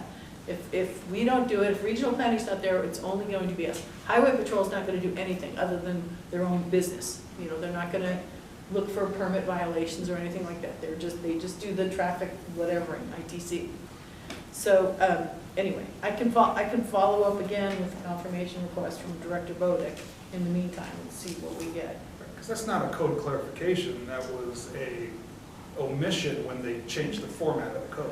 Well, they changed the number from 030 to 040, it should have been 040. So Adrian Eng recognized, yes, that was a typo. But now the implication of that typo is what, see, we'd already received a letter from Director Bodek saying there's no requirement to do findings because section 040 doesn't apply to, or 030 doesn't apply to filming. Well, that's because there's a typo, it should have said 040, where 04 says all these things. So. Well, we'll put it in I can do that, yeah. agenda, and then maybe we should reach out and just see if Chuck or who's going to be here from the county next. Maybe just hey, we missed you the last meeting. I mean, I don't know. Just I can do that. Yeah, I don't know I'll if it should reach out come to from Donna. me. That would be awesome. I'll do that. Yeah, just curious if anybody's going to be here next time. You know, when we had a conference call with Thanks, the new Matt. planning deputy, Anish Saraya, Mr. Saraya. a very good call, Mhm. by the way, and this is one of the things that we talked about, so maybe that's the avenue we need to pursue as well. The next meeting's really important because it's the Public Works meeting. It's the Yeah. WASC meeting. Okay. So hopefully Chuck will be here anyways for that. Well, Well, we've asked for Mr. Saraya to come. Yeah. We formally requested that he attend. We'll see. What was the date of that film shoot at the school? I don't know. February 7th, 8th, February what? 7th and 8th. Thank you. It's embedded in Yeah, a date, lives in infamy. All right. On to the next. Stop signs. Yeah, additional stop signs in the community. Other than the residents' request on Red Rover, you know, for the stop sign on Sierra Highway at Red Rover, we haven't received any requests from the community on, I was hoping that we would. I We have did. I sent in, Oh, over a month ago. was it before the last meeting? Yeah. This month, or? I sent in an email on 3 different areas that I thought would be good. I apologize. Yep, here. Response recent time with Soledad Canyon, Wisconsin, near Meadowlark. She seconded the Red Rover Mine and Sierra Highway. Additional area concern is Antelope Woods and Crown Valley. So a 4-way stop there? Yes. Or something. Yep. yeah. I apologize. What date was that? That was a long time January ago. 22nd. You know, there's also been, Well, there's I'm been a lot of sorry. stuff. Okay, but I tried to be very careful going through all these. somebody mentioned like bootlegger or something on Soledad at some point. I don't know if that came through an email or somebody here that came, attended the meeting. Slow them down and slow it. Yeah. Bootlegger. Okay, so we have 1, 2, 3, 4. And maybe it's not bootlegger, maybe it's Lower Crown Valley and Soledad, or, Well, but there's in not that a lot of area. traffic that goes in Lower Crown Valley. No, but the stopping the people on Soledad, just to slow But down. that the speed. bootlegger would be a good Oh, you spot. mean at Crown Valley? Okay, I get it. All right, yeah, Oh, okay. Okay. I don't know if that would be more Bootlegger useful than or a bootlegger, but Crown Oh, Valley. bootlegger might break, be a break. good, better braking spot. Okay. And then also, it's, I guess it's part of the SRTS, but we talked, they're sort of linked, but when we met with the SRTS people the other day, we talked about, you know, flashing red stop signs so it's easier to see, you know, people see that there's a stop sign at La Cabana and also in front of the La Cabana, we've spoken about that earlier, but also in regards to SRTS there at the library as well. Because some people roll through that as well. And they said they would look into that, but, you know, I don't think there's any problem with having those lights anywhere, you know? I would really like to see one at the park. That's one of the areas we discussed. Yeah. And also the one by La Cabana. I saw two people blow through, didn't even slow down. One was right there at the park. That's what this woman's email, she said she waited, it took her 5 minutes to turn left, and she's terrified every time she comes out. Public comment on that. As a community member, I don't think that we can control everything that the public does. We already have the stop signs. The flashing stop signs are obnoxious. And it's not why I lived here, why I live here. To have more neon. I mean, the light at the school, the neon lights they have at Meadowlark School, when I have to pass those on my way home, it's not why I'm here. I don't know if that's why other The people marquee are sign? here. Yeah, the marquee sign. But it just, I don't think we should have those here. And I rolled that stop sign at La Cabana and got a $270 ticket at like 7 o'clock in the morning when me and the cop was there. I just, it's so, they're obtrusive.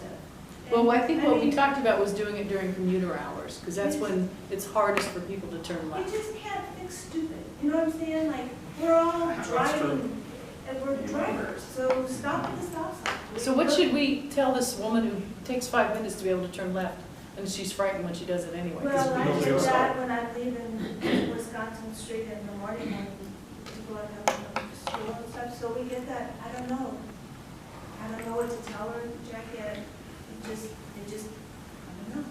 But flashing lights, I don't know. I'm not opposed to stop That's what we were signs. told, that people at, That's what I was especially gonna at ask Lamagna. you. So taking the flashing lights out though, I don't care about the stop signs, you know, they are what they are, but I don't know, it just seems like we're here in Acton, we're trying to keep our lights low and, you know, we have people who don't even do I that. think so- the But, you know, we're not- majority of the issue of the time is probably during commuter hours. Right. Because I know when I had to hit the La Cabana four-way stop, 4:30, 5 o'clock in the morning, the people coming from that end, they would just roll through. I mean, Well, they don't I wasn't even slow scared, down. I would just start rolling real slow to turn left and basically run them off the road if, but they don't think they have to, it's a four-way stop.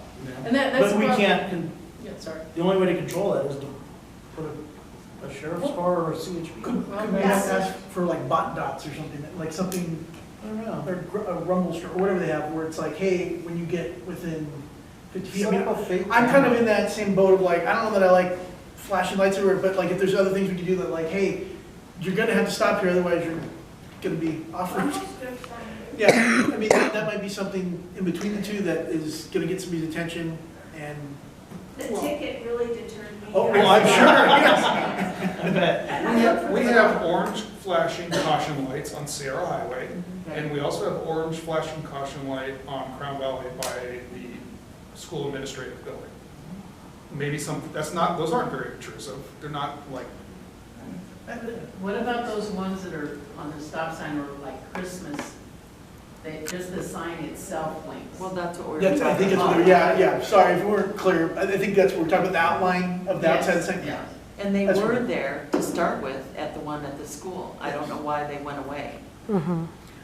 People have told me that they, I almost. Forget it's yeah, I there. forget it's there too.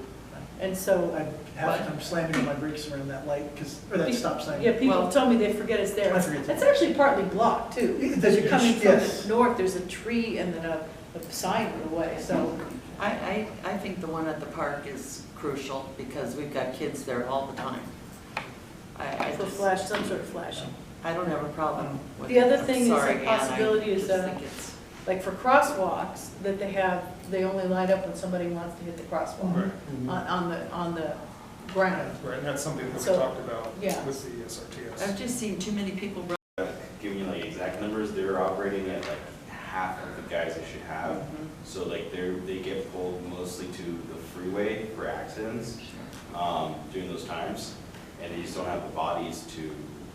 Well, I've heard that, we've heard that from them, but here's the thing, we've offered to pay them for their overtime, just the way the film studios do. There are always highway patrol people available for films, shoots here, always. So it's like, you know what, we have said, people in this town have said, we will contribute to a bunch of money, we'll put a bank account, and we will pay highway patrol, or whatever overtime, or whatever they call it, when they're not on their regular time, and we'll pay for it. And that doesn't seem to, somehow the film people, they do it all for the film people, they won't do it for You start a us. film company. And we'll pay for them, you know? But it's very expensive. There are cheaper things like a bump in the road, or double bump. Yeah, that's, And in Europe, they Big have bucks, yeah. they have roundabout Yeah. that slows the traffic significantly. Without people, without it, they have to slow down. You're So something more easier, cheaper, and bumps on the road are allowed Yeah. in California. well, and that, and I would think that would get my attention more than even the flash, I mean, the flashing Sure. light, people, I think will still ignore, but that like almost forces you, and it's. Before a stop sign. or Yeah, something. yeah, like, I mean, you put it 200, I don't know, with the limits, I'm sure there's somebody's got some limits on how far they can Okay. be away, but I think just even if you had two strips, like a zzz, zzz, I know that when I hit something like that, you're like, oh, I'm supposed to slow down. Yeah.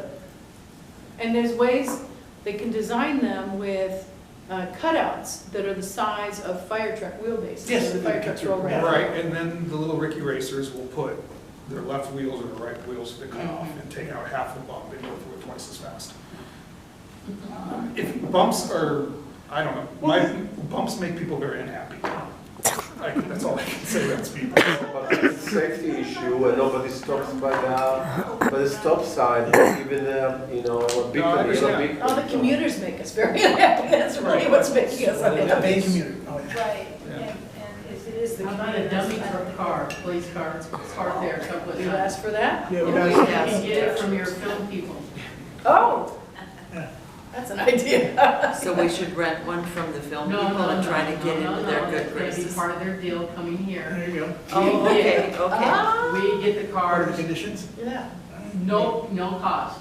They give them to us for allowing them to come here and causing us all the crap and endangering our children in school. Yeah, maybe we should just buy one and park it, move it around No, town no, all no, day. make them. No, I get Make what you're them buy it, saying. and then we move it around. And then, yeah, There you go. I'll We'll be drive it to volunteer new on patrol locations for every that. day. That's right. That's, you know, Yeah. it's No, it's getting good. something out of it, Yeah. yeah. Okay, All right. awesome. So we'll throw all of these out. I've got Red Rover, Bootlegger, or Crown Valley, Soledad at Wisconsin, four-way stop in Antelope Woods, and also Aliso. Okay.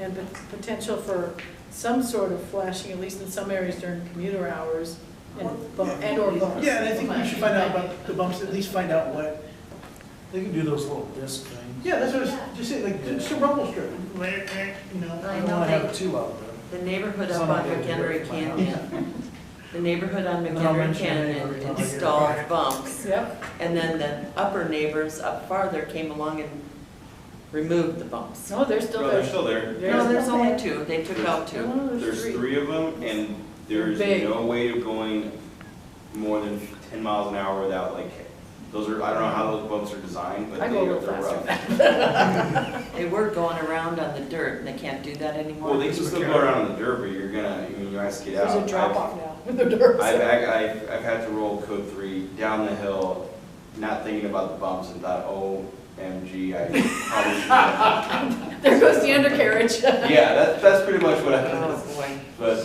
those, they look like normal speed bumps, but they're not. They're definitely, I don't know, the height or something, but you They're a little feel more them. pronounced. Yes, you feel them. You go about 25 miles an hour on them. McHenry, like at the bottom of the hill. Oh, McHenry. Yeah, up on Sandy's house, yeah. Yeah, those will Wait, take your suspension out, yeah. Yeah, yeah, But they can do that because that road has not been accepted by the county. right. That is not the county road, that is still a private road. Oh, really? So that's So, a question I have, we have, and not, I don't want to detour, but there's two really big motorcycle clubs, those, the loud ones, you know, that do, I swear they're doing about 60 down my dirt road, because I know, because I almost died on that horse run it the other day, but we have no, we have nothing to discuss. However, there is a workshop coming up here. Let me pull it up just one second. Sorry. Background music while I pull this up. Where am I? There's a workshop on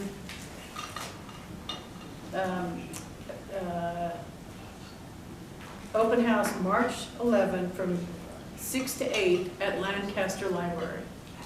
The only two places they're having workshops, I gotta hand it to them, is here and in Malibu, so at least they're coming here. Now, this is the flood control management people. They're the same people who are administering Measure W and responsible for all the WASC stuff.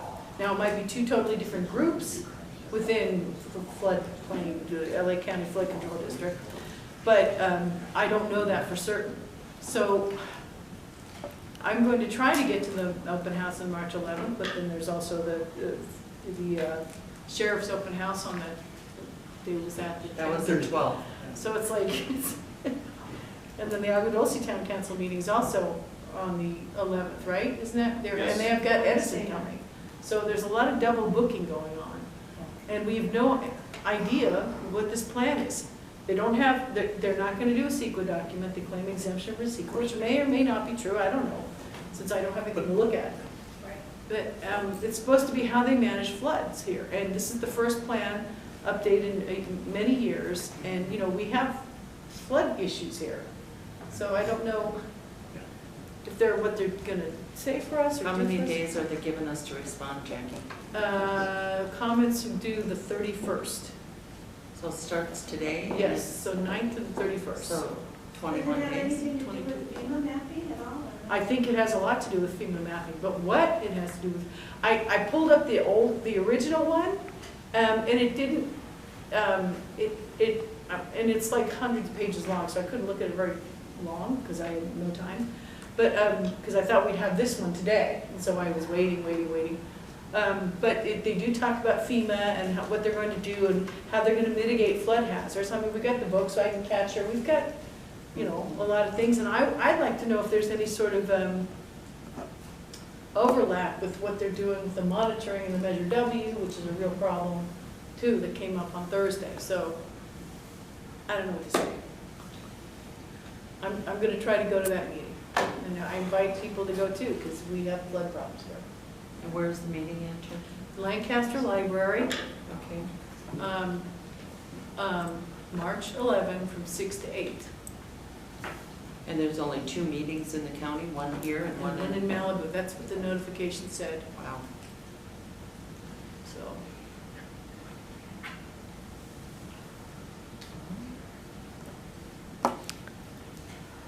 Do we want to maybe, For the next meeting? yeah, or well, I'll put the agenda on Friday, so if anything develops between now and then, Okay. one way or the other. we can- Yeah, I mean, if we're gonna put comments in, it has, we Yeah, have yeah, to put it no, I on the next understand. meeting, Yeah, but yeah. the next meeting is already so full.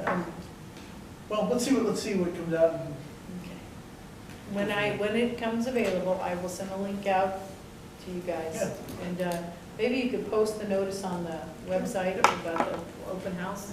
So this is Wednesday night, this meeting? Yeah, it's the 11th, and I was gonna go to Agua Dulce. It's Agua Dulce because they got Edison there.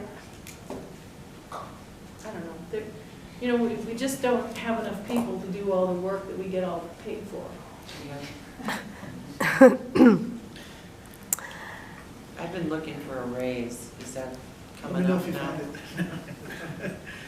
They're joking, they're volunteers. I do know if you just are city of Santa Clarita and you're in a floodplain, you just build it up about 20 feet. Right. You can pour Then what you you want. build in the floodplain. Yeah, Right. no, but it's no longer a floodplain once you bring in 1 billion cubic tons of Like they're dirt. doing in the washed But I out. think Yeah. that was part of LA County when that planning went in, so I don't even understand. Yeah. I don't understand. Anyway, so if you're able to go, floodplain management has to do with FEMA. At least in the old plan, they talk a lot about FEMA. And FEMA, by the way, revised their maps 2 or 3 years ago. So this plan will capture those revisions. And if you're in the riverbed area, a lot of places like Angitogia, her insurance went through the roof because they decided the floodplain was bigger. And so her house is in it, and now she has all kinds of flood insurance problems, or she did, I don't know how she resolved them. So please go, March 11, Lancaster Library, 6 to 8. And you know, having said that too, there's a lot that comes up when you're selling property, when Right. it's in the floodplain, and then the people go to the county, and the county scares the pants off the people who want to build a house, and tell them that they can't. When they can, they just have to get over the flood, you know, they have to to that elevation of whatever it is. But it's pretty rough on people who want to build as well. Yep, Yeah. yep. All right, We can, you know, if it looks bad, we can convene a special meeting too. absolutely. Because I just don't think we need to put this and other stuff on the next meeting. So- No, yeah, well, we can maybe even just put touch points, so if there's something that comes up, we can at least then discuss and talk about, hey, we need to call a special meeting on this, or there's something egregious in it. Yeah, But I just want to leave that, I think leaving that door open to at least talk about it. Yep. would be worthwhile, until we confirm there's no body. All right, SRTS opportunity.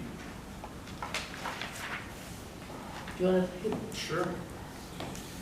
So, we received an email from Abu Youssef, Yep, Mr. Youssef. who is the Public Works, and we didn't solicit this.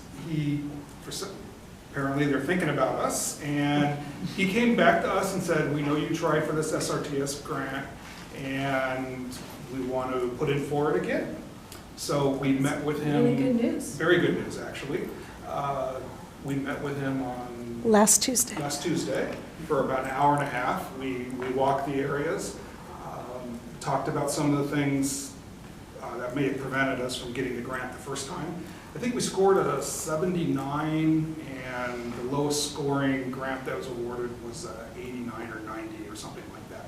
So we weren't that far off from possibly getting it, but I mean, that was a very short runway. yes, and we're going to have a short runway again, unfortunately. But Good start. one of the things that we talked about was, well, maybe the scope of our grant was actually too small. And which was kind of interesting, because we thought maybe that was one of the things that was going for us, right? We're not asking for a lot. But, so we're now talking about the library to the freeway overpass coming down. And that's freeway overpass is Caltrans, so that's all been redone. And then from there, going all the way down to Acton School with a possible multi-use path trail that brought up the Wood Creek fence again, so it will be fenced off to separate traffic from the trail. And also along Antelope Woods on the south side from the school to the corner, including that section as well. So we would have contiguous access from High Desert School to the library, and High Desert School to Acton School, and then across from Acton School to the park. So that would be the scope that we would be looking at. And some of the things we talked about, the path, how to separate it, you know, what would the community like to see? We pretty much said, well, we don't want to see everything cemented over, but if there's enough room, we possibly can get a cement path for bicycles and skateboards and things, and a DG path for bicycles and horses and people, because there's a lot of right of way there. Yep, there is. We talked about the intersections, Sierra Highway and Crown Valley, and that's where one of the ideas came up with the, you know, the lit crosswalks that you push the button and they light up and it's all stop for everybody, and you can cross all directions at one time. And I've seen them in other communities where, you know, they got the LED strips on the crosswalks, they light up, and it's. But only when the button's pushed. When the button's That was pushed. another opportunity thing Right, too. either during school hours or when the button's pushed. Yeah. Also, the same kind of traffic control down from the district office, Acton School, to the park. Doing the same thing, button push, and then the light, you know, the crosswalks light up and then everybody gets to cross, which way they need to go there. So it looks very good. The county's interested, so we're going to, Abu asked for 2 weeks to kind of do some research and look at what we did before. So we're going to press on with that, and hopefully we'll make some headway. So we're going to be looking to have a community meeting at least. We're going to be looking to get the school management involved as well. So using maybe the district to reach people with their robocaller. And, you know, so we want to start bringing these discussions of what the community would like to see in terms of walkway, pathway, that type of thing. Yeah, it was really good really, It's a very good really move. positive thing. And Tom's really gonna spearhead this going forward, and Tracy and anybody else in the community who wants to be part of this SRTS committee will need help, so. What's the date that, for the resubmission? So I like, believe it's July 1. July something, yes. okay, well, that's, I think, more time than last time. It's more time than we had last time, yes. And a lot of the work has been done. Yeah, we have. So it always, you know, Yeah. And a lot of the work that was done, they didn't actually use. You know, Right. some of the stuff we were missing, we actually had, they just didn't include it. And so, especially when it comes to the safety statistics, what they look at is not necessarily a very complete picture. And the highway patrol safety, the highway patrol accident reports take a long time to get up to Sacramento. Apparently it can take like a year for a highway patrol office reports to make it up to Sacramento. but they're also very, they're really cumbersome. So you have to search on a certain time frame for a certain area, and then you get thousands of reports, and you have to go through it and find if you're interested in a certain intersection. So what the state does on these SRTS grants and Caltrans is they use something called TIMS data from Berkeley, where Berkeley's compiled about 40% of the accidents that have happened, and then they do like heat maps of, you know, where it's a problem. But when they're missing 60% of the accidents, and almost no accidents are reported at Antelope Woods and Crown Valley, and their statistics. So it's like, you know, we tried to point that out to the county last time, don't use TIMS. And I'd already gotten clearance from the California Health Department and Caltrans that if you use something other than TIMS, that's fine, just explain why. And I gave them a bunch of statistics that I had compiled. It took hours and hours to go through all of these reports. And they didn't use it, they defaulted to TIMS, and TIMS said, no, there's no real problem there. So, but it is a hugely heavy lift to try to use highway patrol data, so, which I understand. Well, and there have been some unfortunate occurrences there since we did this, so those should make it up into the state database by now. Yeah, I We should doubt have there were better- TIMS though, yeah. They may not be TIMS, but there should be more the pull from. But somebody would need to spend a couple of days just sitting there at the computer. And if anybody has time to donate to that, I'll show you how to do it, so that would be very. Well, we have what we pulled from last time as well. Yeah, I don't know what they did with it or anything. No, it's actually in one of the attachments. Okay. It did make it in, but it made it into the attachment. Oh, okay. All right. Well, that's cool. So should we, are you gonna reach out to the school district, or we don't need to act on, we don't need to vote on that or anything, do we? So if anybody wants to come involved and wants to go out and talk to the parents that go to the schools and find out what they would like to see, that'd be helpful. One of the ways they rate when they do the rating of your grant and they apply that number is community outreach. So the more involved community, you get points for that. So the more we can show the community is involved, the more points we can get. And you know, we need to get up, like I said, from 79 to 89 to make this Yeah, happen. and the last time we had the meeting was on like July 2nd with a week notice, and we still had a lot of people there. We turned in all the sign-in sheets. I don't know if they can put them in, but we showed a huge presence, so, and that's important. So, but every time, so for example, this would go down as a community outreach meeting here. And when we present to the school board, community outreach, and every time we reach out to people, go present at the booster at High Desert, that counts. And they just add it all up, how much outreach have we done. So it's very helpful to do these things, so. And the other scoring that we were deficient on is the non-transportation part of it, where that's like bicycle programs, education, walking, anything that has to do with getting from home to school without using a motor vehicle. So. And we had a whole program set up. And Lynn Davis, she's a cyclist, and she goes to Ciclavia. She agreed to do a bicycle rodeo with the kids, and everything we needed for that element. And she provided it, and the State Health Department kind of signed off on it, and we submitted it, but it didn't make it into the proposal, so. No, so we need to do much better on that part of it as well. And the school district is gonna pay for a lot of that. It wasn't even mostly funded by that. So I don't quite know how well the parts fell in or out, but we can cover that that base, I think. We had a really good program for that, so we'll see. All right. WD 37 outcome discussion. We had a good meeting, Kelly and Troy and Pam and I went, right? Yes. You guys were there. And I don't know if you guys want to report or you want me to, or. Go ahead, I'm good with that. They had a lot of really good information for us. They This is the map that they gave us. yeah, of the waterworks district. And they agreed that, you know, several of a major issue was where water is used and how it's used and who uses it and who pays for it. And so one of the concerns was triggered by this request by the farmer who asked us for help to figure out where he can get 17,000 gallons of water a day for his hemp farm. It was 20 acres, but he owns 300 acres. It was just step one. So we asked the Waterworks District if they have a way for a meter that's not construction meter, but that's can fill a water truck and haul it up for ag purposes. So it'd be a permanent use kind of meter. And they said that they have no programs like that. They don't support those kind of programs. Their meters are only used for construction purposes.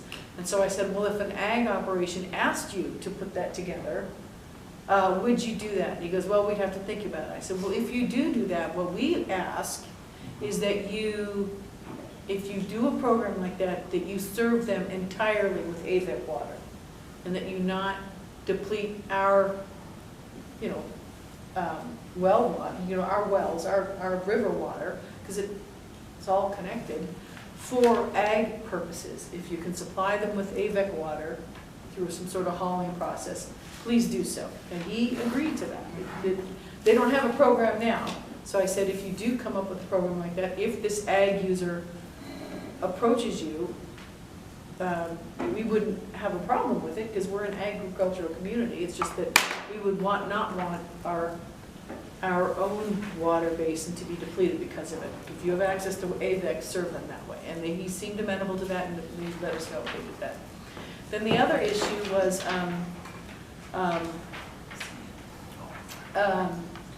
sorry, I lost my train of thought. Anyway, the other issue was using Acton Basin water to serve end users that are not in Acton's Basin. And we talked about the Cassulas development, which this Acton Town Council discussed at length in like 2008. They came to us, and the only concerns that we had as a council was, because it's in Agua Dulce, it's right on the Acton boundary, but our only concern was the impact on our wells down here, and on access, because they're accessing through, I think, Valley Sage Road or something like that. And all the questions were addressed. And at that time, the commitment was that the water that's used at the, for that development, it would be leaving the Acton Basin, that would come from AVEC if they needed it. They have a bunch banked elsewhere anyway, so. But apparently Waterworks is already working in that direction, because they're already committed to serving any out of Acton Basin sources with AVEC water, or their own water if they have a bank someplace. Because someday, you know, it could go from Cassulas all the way down to, you know, Santa Clarita. So, so that, they can't do that right now because they do not have a rate structure that supports that AVEC only uses. He goes, but we're in the middle of coming up with a rate structure to do exactly what we were talking to them about. So apparently they will be coming back to us in the next couple of months with that proposed rate structure. So on the whole, I thought it was a really very positive and good meeting. So, and they're kind of thinking along the lines that we are. They haven't thought about the ag users, but, and we reinforce it, that none of these things that people want to do, the Cassulas development, the ag development, it's all fine as long as it works for our community. It doesn't deplete our residential wells or draw more from our District 37 wells. What if the ag, I don't know where you're. There's not any way for me to get this much water. How do I get this much water? Can you help us? I need to go buy it. Well, can you point us to where, how I can get water to my area? So our then we response reached out, was that water is very precious here, and people are very concerned about the efficacy of their wells, and District 37's wells also. So, you know, if you do something with District 37 that doesn't involve bringing a water line up, so for example, you get a meter, and you just serve yourself off the meter in the hot truck. That you Didn't buy they the say their water. meters were only construction meters? Yeah, he says they don't currently have a program to support that type of thing. But that's not to say they won't. They don't have any ag people asking for water, so that could change with this hemp project. So there's nothing to prevent them from developing that program. So our request has been, if you do that, then please come up with, make sure they're served by AVEC, so we don't deplete our wells further. Sorry. But No, then he pointed out something completely different, or something in their own policy standards. If a single source is going to use more than some number of acre feet, which this would have, it triggers a whole environmental assessment that they have to do anyway, at which point we'd have the opportunity to comment on it anyway. So It's interesting, the properties now that we're selling in the Antelope Valley under the water. So, and that's kind of tricky. it was at the beginning, so we didn't know if it was near school or anything. Kids are going home sick with a headache, and at any rate, the ag commissioner, we met with her, the representative from the ag commissioner, the county ag commissioner, and raised a bunch of issues, and she said she'd take all these impact concerns back and get back to us, and then, because she'd never considered these problems, right? And then 3 weeks later, she sent us an email saying, oh, I approved their permit a week ago. And did not get back to us. No. No, they didn't tell us to approve the permit. Right.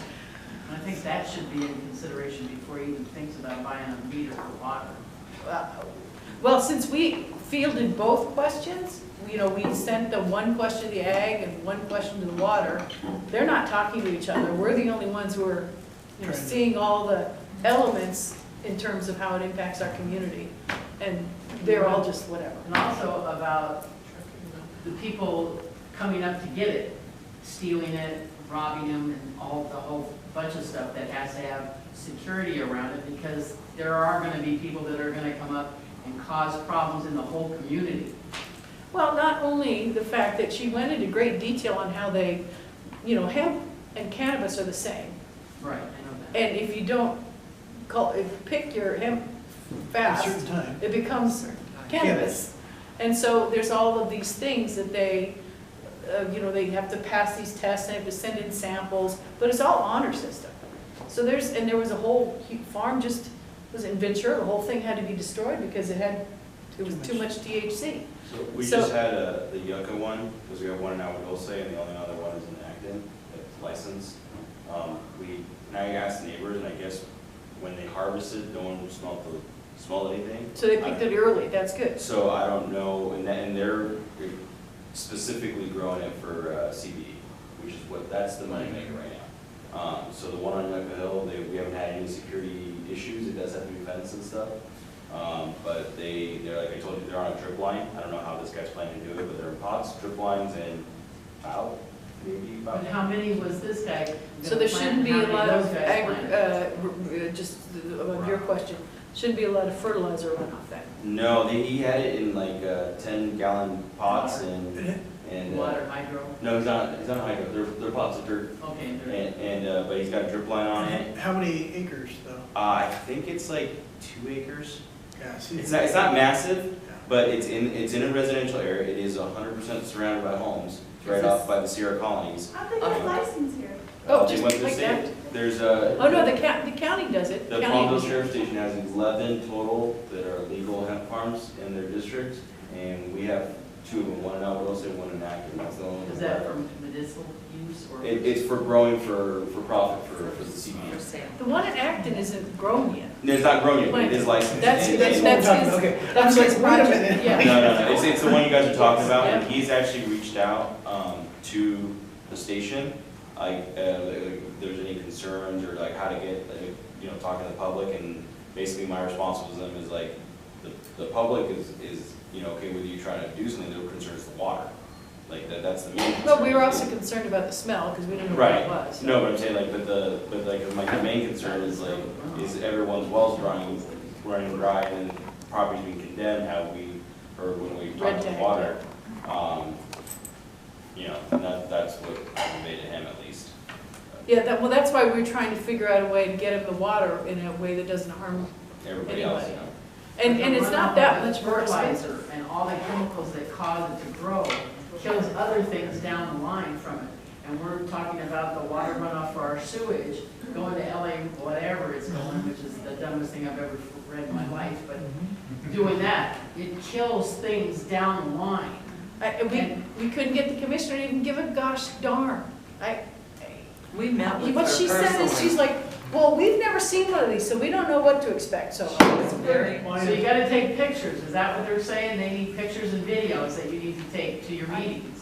she was very new on the job. There you go, there's your answer right there. It was, and she said she had only been on the job 6 months or something. Yeah, I don't. Very basic. And I No, think your they points wanted- are all perfect. No, I'm We not can't mad at seem you. to- I'm No, just- no, I'm mad. We can't tried. seem to get them to No, do I mean, anything. it's like so stupid. You get new people because the other people have moved up the chain.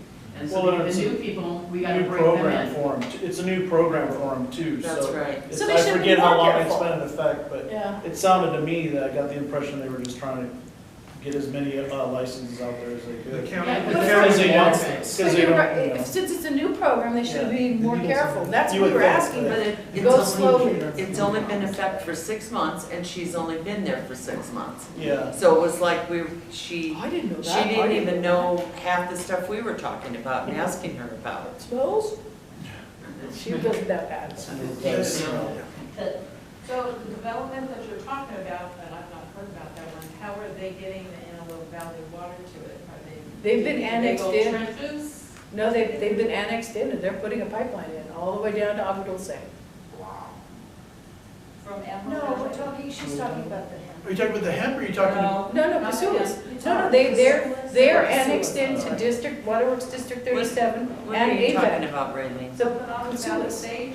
the Casulas development. Okay, okay. Yeah, so they are, yeah, well, there's already a line from the AVEC plant that serves us, it's there off the, you see it off between Sierra Highway and the 14 there near, you know, where all that rock and gravel sales place is, you know, you go Sierra Highway, near Una Lake. You know, kind of in that area, you'll see it off, it's kind of tucked in. So we already have a pipeline, and they fill those big tanks above, you know, near Forecast, and there's one going up near us, where's Joyce Lake, what's that development? Sterling Ridge, and there's, anyway. So there is a big pipe already that goes all the way down to, it probably goes down to near, what's the ranch, there, the farm, the, the Shannon Valley, we're near. Oh, that one in the corner. Yeah, it doesn't grow anything. It says It's Kimmer. Zimmer. I think the pipe goes almost all the way to there, Yes, maybe it further. does. Well, I had heard, That's been there for a long time. that's about where it stopped. It shows it stopping right here at Red Rover. Oh, yeah, you guys, we have the map, so. Yeah, so it goes as far down as Red Rover Mine Road. Right. Well, it just goes a little farther than that, Tom, too. Well, this is what, on the Yeah. map, it stops right here at Red Rover Mine, and then Cuts down. But as you can see, the Casulas development is actually this bit right here. And so they annexed into the district 20 years plus Long ago. time ago, yeah. In AVEC and Waterworks 37 district.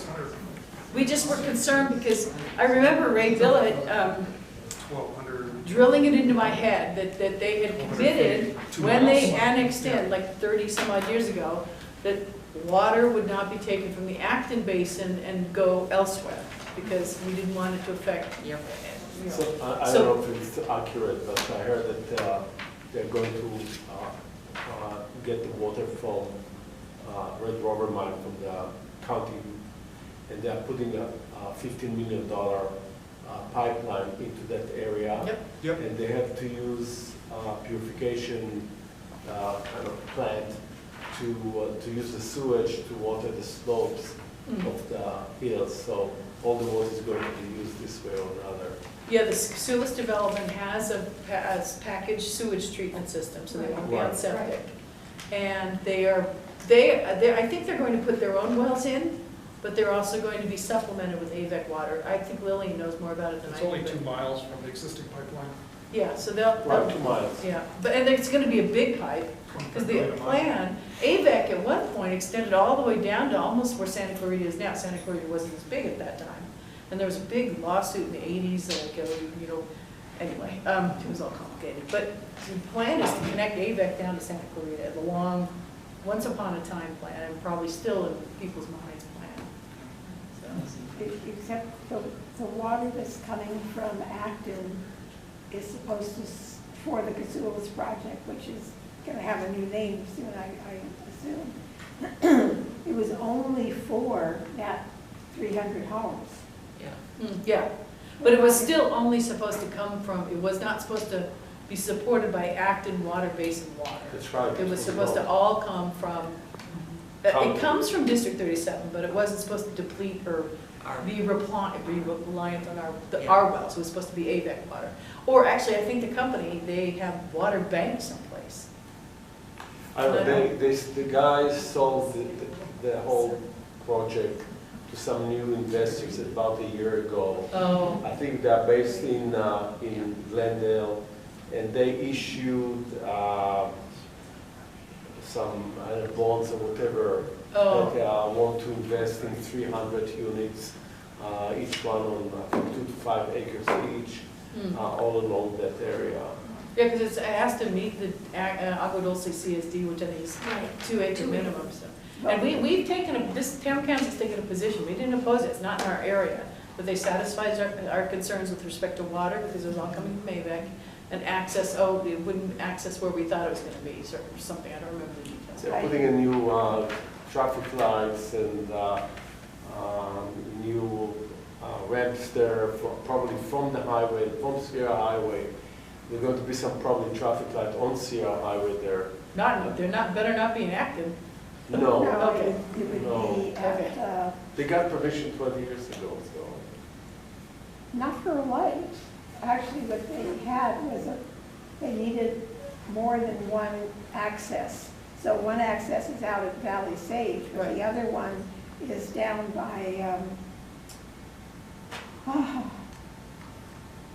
about 2 miles north of Agua Dulce Canyon Road. I've forgotten the name of the street right now, but it's a smaller street. Off Sierra? Off Sierra Highway. So kind of near Sierra Colony then, sort of. What's the name of that? As I said, it's a couple of miles east or north of Agua Dulce Canyon Road. And Like Thomas Road or something. what is the street that, I'm sorry, I'm having a senior moment. Landline. I used to own property. Oh dear. Near there.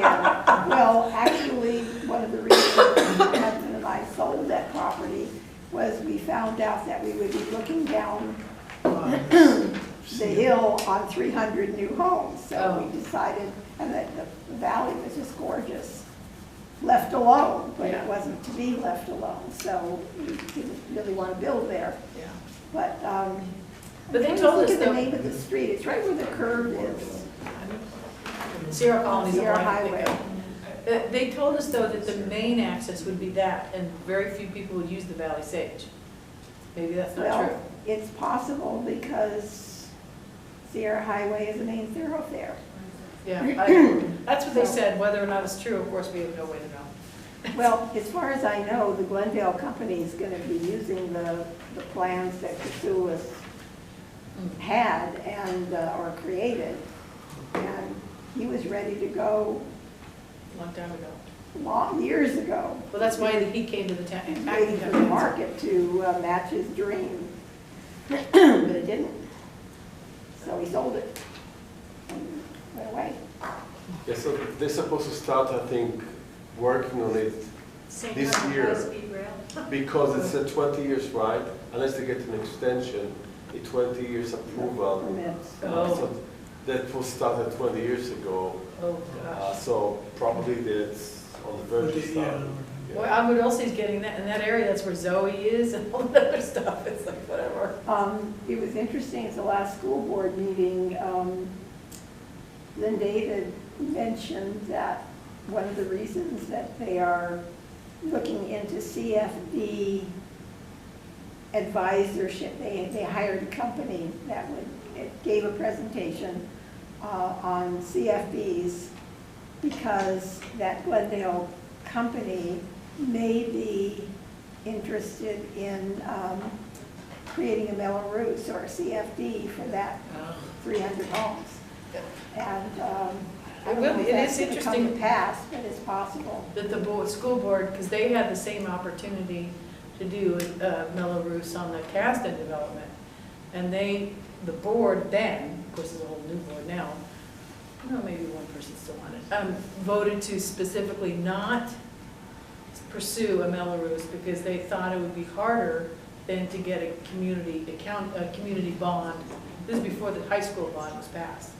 So that's why they chose not to do a Melrose. This is a different board, they might come to a different conclusion. This Melrose would be just for the 300 homes. Right, but those 300 homes would still vote in a general district bond for other things. Yeah. And they would probably vote against it since they're already paying the Melrose. That was the thought process, but at least that's what the It's a president valid told us. thought. Yeah, I don't know what this board will do. So I don't know, But no matter what happens, the water will come way back. Real dumb thing, we kind of went out. So, all right, so felt like it was a good discussion, and we got Yes. some answers. in the Right. realm. Yes. All right, high-speed rail update and invitation to candidates to address, so. I asked for this. You Yes. want me to take it or you go ahead? No, I think definitely take it, on what transpired that made us think that we should probably invite the congressional candidates to come speak. Yeah, so two things have happened. My understanding is that the race for the 25th congressional district is now down to 2 people. Right. And now, we had been approached about 7 or 8 months ago by one of the candidates to please be agendized on the town council meeting to come and talk to the community. We said we appreciated that he had offered, but that our bylaws require that we be apolitical and not endorse any candidate, and we didn't see how we could have him come without having all the other 12, 13 come, and it just wasn't, Feasible. yes. But we invited him to come and talk during the public comment period and introduce himself, and, you know, we give him he's given the opportunity to speak to people, however, right? Yep. So, and my understanding is he actually did come when He did come Edison to was Edison here, meeting. but it was such a horrible meeting that he probably didn't focus that up. At any rate, now what's happened, in the corner. Yeah. huh? He's here. Okay. That was Mike Con- Garcia, right? Yes, Mike Garcia. Past that was Now, we understand as of a couple of weeks ago, Congressman Costa has submitted a bill in the federal Congress legislature requesting $32 billion in federal funding to pay for high-speed rail. And since either Mr. Garcia or Ms. Smith will be our representative in Congress, we thought it really prudent to speak with them now to find out what their perspective is on the high-speed rail and what, if they are come in to become Congress people, one of them, what they will do, if anything, to protect our community. So I suggest that we put it on the agenda to invite individually, not together in some sort of debate, but just hear one-on-one each candidate thinks. And so I asked that this to be on the agenda for discussion. I think it's a great idea. What does anybody else think? No, I like the idea. I want to know what they, No, I think it's a great idea, because one of them I heard of and the other one I had no clue. And I don't know that either of them will agree, but we can always. No, I think it's a good idea. So Chris Christie's part of this district as well? Christy Smith. Christy Smith. Christy Smith. Because her representative, like how Brandon represents Tom, Mm-hmm. is at every Awadosa meeting. Yeah.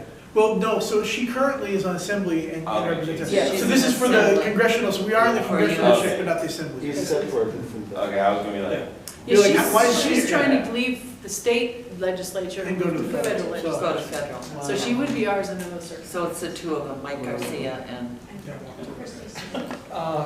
So is this gonna be just contained to high-speed rail? No, no. I mean, that's where it starts. That's We where it could- starts. I mean, we can't, if people have questions, that's fair to ask them. Although I don't want to be turning into some sort of heckle session, that's not the goal. But the impetus for this was to literally see what they're gonna do about high-speed rail. If there are other things they want to talk about, or we want Is to there, talk some- about, yes, that's is there fine. something else that you? No, I just wonder how you say it's not appropriate to have them all, and now we got two of them. Because Maybe there are this only should- two now. Well, maybe this should be more of a high-speed rail Too late. meeting Vote. instead of It's instead what, of a town council Did I you already don't know. vote for, there's only two running now, so. yeah, but Yeah. Real meetings, we're not gonna have both of them. Yeah, and I- I think just- we also otherwise have it's a too- high-speed rail committee, but we also have a separate organization, so are you suggesting that the other organization do I it? don't know what I'm suggesting. It Let's just, do it just seems like a conflict to say, we're apolitical and we're not gonna have these people here, and Oh, now no, now oh, we're gonna no, have them. no, no, no, no, no, but by inviting both of Both. them, it is apolitical. Apolitical. Yeah, it is. And I think we're just trying to get a pulse for, and also give an opportunity to speak to both, saying, this is an important issue, there's a bill that you're gonna have a chance to either speak into or vote for or against, where you stand, so that we know as a community.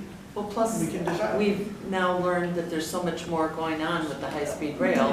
Yep. The draft DIR came out for the Bakersfield to Palmdale. And so we've been diligently working within the community Oh, yeah. with our workshops and It's- everything. it's all- So it's crucial, I mean, and since Congressman Costa came up with this Terrible 32 billion, idea. you know, I think it's pretty important that we know that one of these people will be representing us. And a chance to educate them too. They may, I mean, they're gonna be representing this district, as we're part of the district, that they should understand what this community's concerns are in regards to high-speed rail. To me, it just changed because of the high-speed rail that's I happened, agree. the new stuff, This so. may be the only time we ever get to talk to them too. I hate to say that, but Well, Mike Garcia will come, I know that. Yeah. I've been to several he of will probably his. continue to come. I don't know, but Yeah, it but seems as far like as election Christie's- cycles when we get the meter, we get interest and then they never come back. Well, Christy Smith hasn't even shown her face in Acton, so. No, Well, Well, she's but we done it. did make it clear, at least for town council, that it would only be during public comment. Actually, I think Christy Smith had reps here at the Edison. she did. But they didn't speak, Oh. they said, since she didn't Well, represent our, I didn't know. no, they were but here. they introduced themselves, but since she just was in the assembly for Aguadulce, they were kind of just here, this one, Okay. Okay, So, that makes sense. Yeah, because at that point, I don't think she was running, because I think, She's doing his assembly. well, not only that, I think, Katie what's her, Hill. Katie Hill was still in Katie office. Hill was in office, At yeah. that time, so Okay, there was no, got it. she was not running until back up vacated. So anyway, not to build up excuses for why we haven't heard hide nor hair, but. So I would move that we invite both of them to come on separate times, not a debate type thing. Separate meetings or separate times? I think Separate meetings, I think would be Right? better. I think it'd just be better to Well, not we've got- invite. And they'd have to be in April. Oh my God, if it's, the runoff is in May, May 12th, I believe. we're so full already in April. We Well- have Edison on the 6th, we have NAMI on the 20th, maybe, well then how do we do that? We can have a special meeting. You can have a special meeting. It's, Okay. high-speed rail is such a hot topic. So, No, let's see Two though first special if they're even meetings. interested. I mean, they may say, hey, I'll just send you my, here's my response on it too. I mean, I don't know, yeah, you know. that's, And we could clear, I mean, we could, yeah, I mean, we'll figure something out. But I think that we at least open it and say, hey, these are the two meeting dates in April, either of those work. If not, we're open to a special, or do you want to leave with a So, special? what would be April so 6th bad? is full, there's What- Edison and there's, I mean, I don't think we can put this needs to be. Right, what would be so wrong with having a special meeting and having them both with some strict guidelines? I think it'll devolve, I really do. I don't think there's enough civility left in the world to keep that apart. I think that it will turn into like, my opponent says this or whatever, even if it's. Well, if she doesn't show up, she doesn't show up. If she I doesn't show up, she doesn't show I up. saw both of them in a debate at Not a debate, No, definitely no, not no. a debate No, format. there was a lot of civility, and they were very See, respectful. the problem is you bring one in and they get to answer questions, Yeah. and then the next one that comes in has the benefit of watching the person before Yeah, them, yeah. and then now you're, Well, we can ask them how, we can also ask them what they think. I need to use the rest really quick. Yeah. I'm sorry. Could just write, do like that, write them a note, I mean, write them Look, a I- letter I- and ask how they're, What they would like to do. Yeah, well, and I just think that, let's first see if they're even amicable to coming. And then if you say, no, they don't have time, they're booked up, or whatever. I mean, just because we're putting it out there doesn't mean they're gonna both, or any of them are gonna say, yeah. I just kind of worry the same thing, what you're saying, where there's how are we going to keep this as a high-speed rail topic and not just let it become Yeah, I'd be more concerned with the people in the audience more than anything else. That last meeting was deplorable. Sorry for that. Well, another option would be I'm not afraid of just to ask for their position on the bill. And you can have both of them, but only they can talk for like 10 minutes. No. You know? It might be okay for the guy to talk 10 minutes, I don't know about the girl. Yeah, but the problem, whoever speaks first then Well, knows exactly. what you have to do is you We'll have put to him in another, we'll sequester him, we'll put him in prepare questions and let them each answer them alternate or draw straws or whatever you need to do to keep it Well, fair. The Agua Dulce meeting, when they did the Edison, because they had the benefit of the experience of this meeting, what they did was they had people submit questions, and they took basically the summaries of, they took, it's like, we know we're gonna get these many topics. They were already written out, and they were presented to the representatives from Edison. So it's possible to, ahead of time, maybe send them or send their campaigns questions, let them, maybe let them think about what it is or what our concerns are. Do that, and then we can, instead of people just talking, what they did was they basically read out questions from the audience, which seemed to be, Yeah, a little more controlled. than, yeah. No, They had the benefit of learning from this experience. how much fun it could be. Well, we definitely need to know where they Yes, stand. This is too big of an issue with. I think we start with just seeing if we can get them to agree to come to a special meeting in April. Well, let's start there and then Okay. work our way back. Anytime there's voters, they'll show up. Yeah. And even if they have to be two separate special meetings, that's fine. Yeah, we'll make whatever work. Because I wouldn't want a short shrift NAMI, Yeah. and Edison. So I think the high-speed rail is a done deal, because they are generating bonds to have the rails from Burbank all the way to Vegas. They're stuck and they have it by the end of the year, they're going to have this bond and collect to get the money, etc. The high speed from the north will meet at Vegas here in Palmdale, and then it will split, one to Vegas, one come from the north, one to Vegas, one down Anaheim, to Anaheim. So the money probably for the rails all the way to Palmdale to Anaheim is coming from public investors. So that is probably good money to start that, regardless if they have the 10 million, they have the billions of dollars. Right. $30 billion from Fresno to Palmdale. Right. So I think from that point, so we need to maybe to focus not on the yes HSR or not HSR, but underground or over. Yeah, we're well beyond. Where it is. Yeah, The we're well mitigation beyond. there. That's no HSR. Starting about eight years ago, we just gave up on no HSR. Right. It was going nowhere. Right, so And we took their ourselves out of the position- conversation of making it at least not kill our town. So that's the position should be probably how to protect the community. Absolutely, Well, that's where we So should focus. if they vote for this Acosta thing, that's got a string on there saying, no, it's got to be a right or whatever, underground and active, right?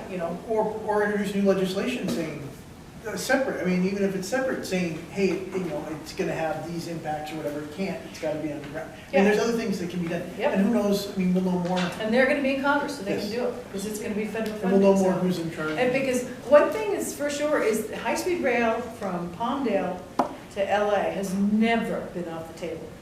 Never. Because there's a big push for Sure. connectivity from the high desert. And we have now a Green New Deal in LA County. I don't know if you know that, called the LA County Sustainability Plan that was passed on August 6th. And it is Congresswoman Ocasio-Cortez's Green New Deal. Decarbonizes the entire county of Los Angeles, gets rid of all the oil refineries, everything. So it's here. So high-speed rail was never off the table here, ever. So now what we're trying to do is make sure that it isn't built in a way that kills our Good. town. Good, because I wasn't Your point's still sure, taken. I wasn't sure if you want to put the focus on no HSR, or how Well, to the mitigate position it. we've taken is no, we've shown them 8 years ago Yeah. how to build this thing without being in our town. And Right. they ignored it. No, I understand, I just Yeah. wanted not to emphasize the focus should be. Yes, probably- exactly, Yeah. exactly. Yeah, and that's what we've been doing. You're absolutely right. I got a question. With all that being said, with the high-speed rail, we all know it's gonna be done because they don't hear us. Now with that thing about the septic tank thing leaking or whatever they're doing, that I think is part of the deal. They're gonna screw us so bad that we're gonna lose our property and they'll be able to take it all over. Because that's just, when you can look at the future and see how they're gonna do it, they're gonna screw us. Because I see it, and if they do it to me, I mean, I have to move my horses, I have to move my chickens, and then put the thing back in, and then put the thing back in. Ain't nobody, if even you won the lotto, could you pay for all that crap? You know, and this is obscene what they're doing. Yep.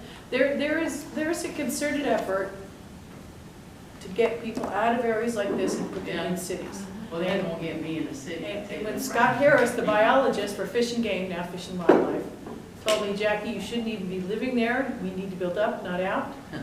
That's what they're doing in the stupid thing up there by In-N-Out Burger. That's gonna be the substation for the Metro Link, or, Oh, down there in Santa yeah, Clarita? that's gonna The be, game.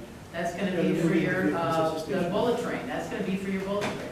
Yep. And what I don't understand is they're in the river bed, and they're telling us that we're going to, because of our septic tanks, we're leaking into the crap, into the water. And then, don't get me started. Then you look downtown Los Angeles, you got homeless that are drugs, and you squirt it off. Where's that water going? Santa Monica. And we're not even close to that, and they're causing us trouble. Clean up LA before you come to us. There are probably You're 10,000 exactly homeless right. people living in LA River.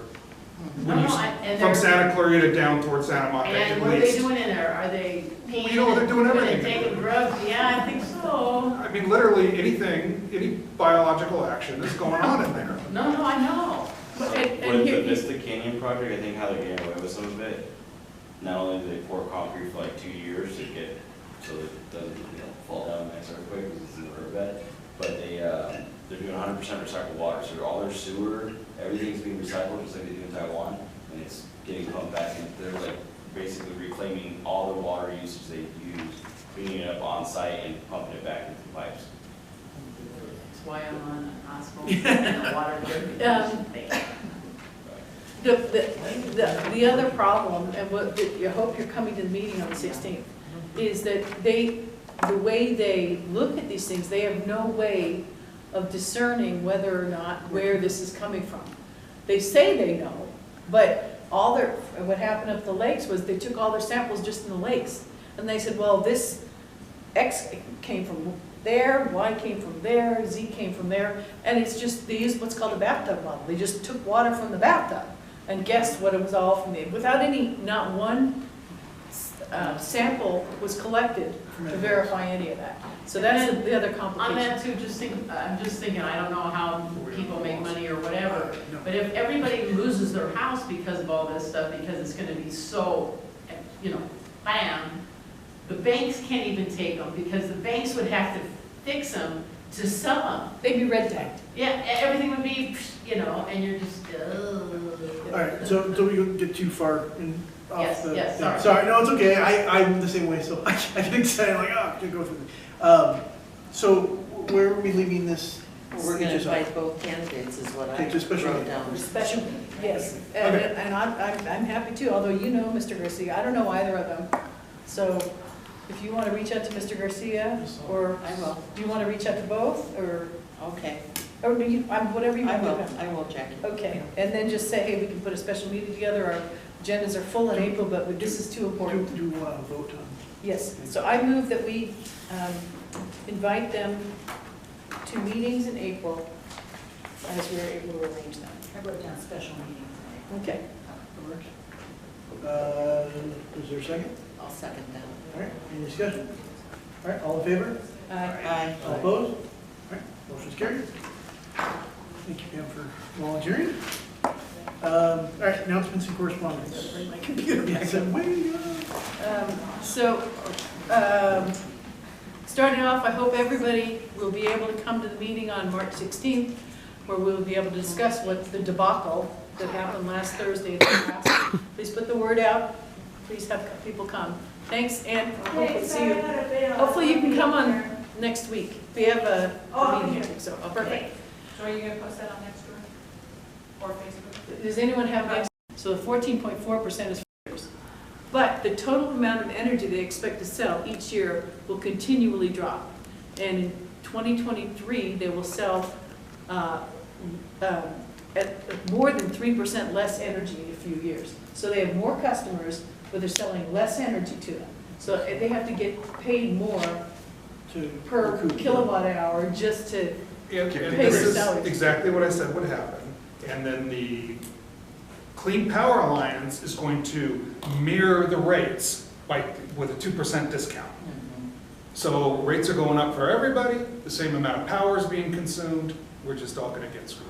but the difference is Edison has a built-in profit that Clean Power Alliance Right, so is Clean supposed to Power have. has money for social justice. Yep. Yeah, but it's Which- way more which- expensive, the clear energy, clear power. No, Way the- more expensive. No, but the Clean Power Alliance has their rate structure attached to the Edison rate structure. That's right, that's right. So Edison, Plus, it's their structure plus. well, they have different options, but I haven't, one of the options is supposed to be 2% less than Edison. And that is a big, we do have, I have it on here somewhere, we have the meeting set up with the Clean Power CPAs, Citizens Advisory Committee. The meeting's March 21, and I hope you all will be able to come, because it's really important. March 21st. Yeah, I don't have the hour and time written, because it's been on email, but it's March 21, I think it's a Saturday. And that's really essential to talk about, because I announced at the last meeting, mentioned at the last meeting, that they have this whole way to address resiliency and renewable and storage and all this other stuff that they have to address. But if you actually look at it and drill down, all they're doing is they're going to buy from their existing customers who have solar, solar from their solar systems, and use their storage for their benefit. So it doesn't actually increase the amount of storage or distributed generation. It just repurposes, it's a shell game, it repurposes the existing. So they're not actually investing in community solar, in microgrids, in nothing of that. And they announced at the Lake LA Rural Town Council meeting in February, January, February, it must have been January. Anyway, that don't worry, you guys up here, we're not buying any renewable power from the Antelope Valley. That's what they said. Because the big concern is, you know, there's 45,000 acres already destroyed up in the Antelope Valley, probably another 120,000 is on the block. And every one of those kilowatt hours go through Vincent, and our, you know, we've already had people here who live up Soledad Pass. The sound from these new new transformers, they can't even sleep at night, it's just so horrible. So, and it's just gonna get worse. Because they have half the lines they've got operating at 500 kV, they're only operating at 220 kV. So it's only carrying about a third, maybe half the power that it can carry. And so as soon as all of these, another 125,000 acres is destroyed in the Antelope Valley, the power's coming down here to serve LA, at any rate, I digress. So, So that's a problem. And, oh, and that's what they told the Lake LA Town Council, that don't worry, we're not buying any power in the Antelope Valley. Well, they had just signed power purchase agreements in Rosamond, and just, for solar, and wind just north of Rosamond. I don't think they even know where the Antelope Valley is. Rosamond's in the Antelope Valley, for heaven's sakes. Anyway, all right, so, so you can look at table 7-24 if you want to look at their total amount of rate increases. They have to cover their costs despite the reduced energy sales, and the only way to do that is to raise rates significantly. Of course, they have to pay for the helicopter somehow to fly over town. The rate request must be approved by the PUC. There's a public participation hearing on the matter scheduled for April 1, Fool's Day, at Lancaster from 2 p.m. to 7 p.m. at Lancaster City Hall. So that's important to go and talk about that. There's a town hall in the LA County Sheriff's Department at the Chimboli Center this Thursday. We've talked about that. We received an email about the dangerous conditions created by people blowing through stuff, but you know what, we talked about all that.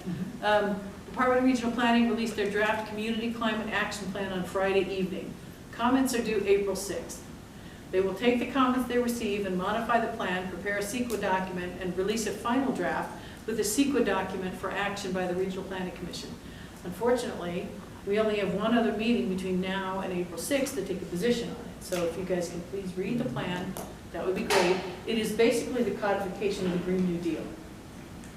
And I only glanced at it, so I haven't been able to, maybe I'm misspeaking on this, but that's something through it, I'm like, oh, okay, I see it. I see Congresswoman Ocasio-Cortez on every page. So, at any rate, sorry. Lundy Water CUP hearing is slated for May 6th at the Regional Planning Commission. We have got to take a position on that. I did have some correspondence with Dylan about, and so he said that his dad would like any kind of letter support from us. That would be great, supporting it if we felt like that was something we wanted to do. Okay, well, I think we really need to see the hearing package. I have no idea what conditions are on these things. Because we've asked for things like, don't use it for selling it to people who wash solar panels, because that takes water from our basins, and not, they have told us in several public meetings they don't. He should have that, right? So if I ask. I don't think so. This is conditions that the county comes up with. Yeah, but don't they let him know, like, hey, this is. I don't know. I've not gone through this. So I don't think so. I think they. You show up the hearing, you're like, surprise. Normally it's 30 days, but in the hearing notice I saw it was only like a week, so I don't know. I mean, we obviously have supported the whole thing, right, left, and center. Right. But we don't know what the county's going to stick on there. Maybe they're going to monitor the well. Maybe they're going to limit their use. I have no idea. In which case, we'd oppose those conditions. Could we write letters? Say no to everything. Yeah. Because Well, there's always a hidden agenda behind it. yeah. Well, we want to support our local water haulers because they keep our community. Oh, the water alive. haulers. Yeah. So Could we? that's the problem. I Well, don't know. I wonder if we could write that we are supportive of the CUP conditions as they currently stood under their current. I have asked over and over, nobody has sent them to, and they're too old, I can't get them off, either I have to do a SIPR request, or, And it doesn't say anything on the card we got in the mail about. no. It says, if you I didn't click on the read it. link, it says the package will be ready, maybe it says on here 2 weeks ahead of time. Okay. It's like you can't even read it, so. Here, it says, case materials are available online at blog, but when you click on there, it's just this notice. And is it just for Lundy?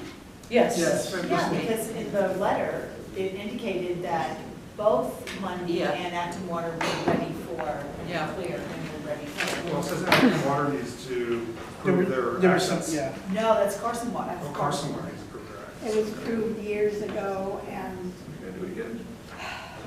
Barbara's looking for the documentation for back then. Yes, yeah, these, I asked Dylan for this stuff, he's like, I have no idea where it is, and my granddad had it, and he passed away, unfortunately, and so it's like, you know what, we need to not look backwards, we need to see what the county's slamming on them now, or making sure that they're going to, agree with what they committed to us. We Well- don't sell to solar washers and all that other stuff, because all those solar farms are supposed to use purple water to wash their windows, Yeah. but they don't, they use trucked-in water, so. Jackie, in this letter, it says, the department has determined that the 3 CUPs in question qualify for categorical exemptions, Class 1 existing facilities under CEQA. Yep. as no significant changes are proposed. Yep, No unique circumstances are present, yep, and the uses that are anticipated to remain within the same basic limitations as were previously in effect for these water haulers. okay, so notice they say the same basic limitation. Yeah. Doesn't mean the same. And those are, that CEQA citation is the one I gave them when I was telling them. Well, I that- know they listen to you, Jackie. Well, It's a, This is what I got. I recognize that, right? yeah, it's not, that's all that's there. There's nothing there. Plus it says no hydrology study will be Right. necessary. Right, which is all good, It's all good. but Well, Right, but they use that ambiguous language. Yeah. They say, basically, the key issues. it's like film permits are basically complied with, I'm sorry. They're complied by their compliance. Yeah. It says key issues on the project summary: consistency with the LA County General Plan, A&B area plan, satisfaction of the following sections, Title 22 of the LA County Code, 2216-30B, A2 zone principal uses subject to permits, 2216. Yeah, those are just zoning code provisions, so there's nothing there. well, at least they didn't throw out any bombs in this letter, which No, I think is a that's- good sign. Or the reason, normally they put it 30 days out for CEP, they have to, but they're putting this out in like, I think what I read was like it's gonna be 2 weeks out. We don't know what, that sounds like they're dropping a bomb. If they're comfortable, why not release it now? I So, don't trust anybody anymore. Yeah. Good. No, I wouldn't either, but Anyway, so I don't, should we put them on the agenda for next week or what? I don't know next time what to do. I think we, I don't- the problem is, well, we still have time before, That's May 6th. well. So we April, so Well, we April 18th. That's what I was gonna say, is I think they're trying to do it, a week is gonna be tough, because one, I don't think we're Yeah, gonna know anything. how about April 18th? That's April, kind of- whatever it is, April, Whatever. what the heck it is? It is April 20th. Yeah. Ooh.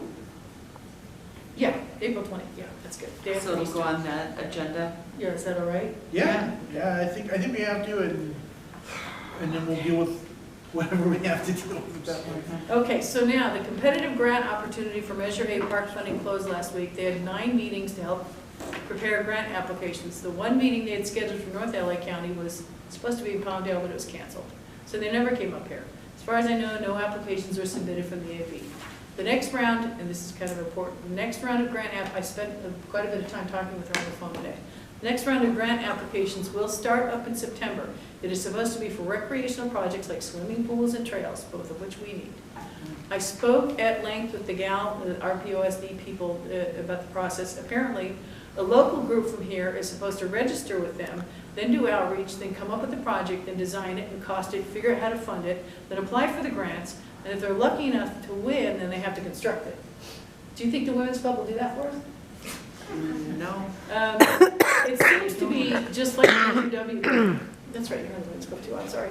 I told her that I don't know of any local groups like Rusty Studs or Women's Club who could do this sort of thing, or even our own Friends of Acton Park. I mean, the capabilities are not, And when you look at the awardees of the grant programs, it's the city of Hawthorne, the city of, or LA County Parks and Recs. So they actually applied.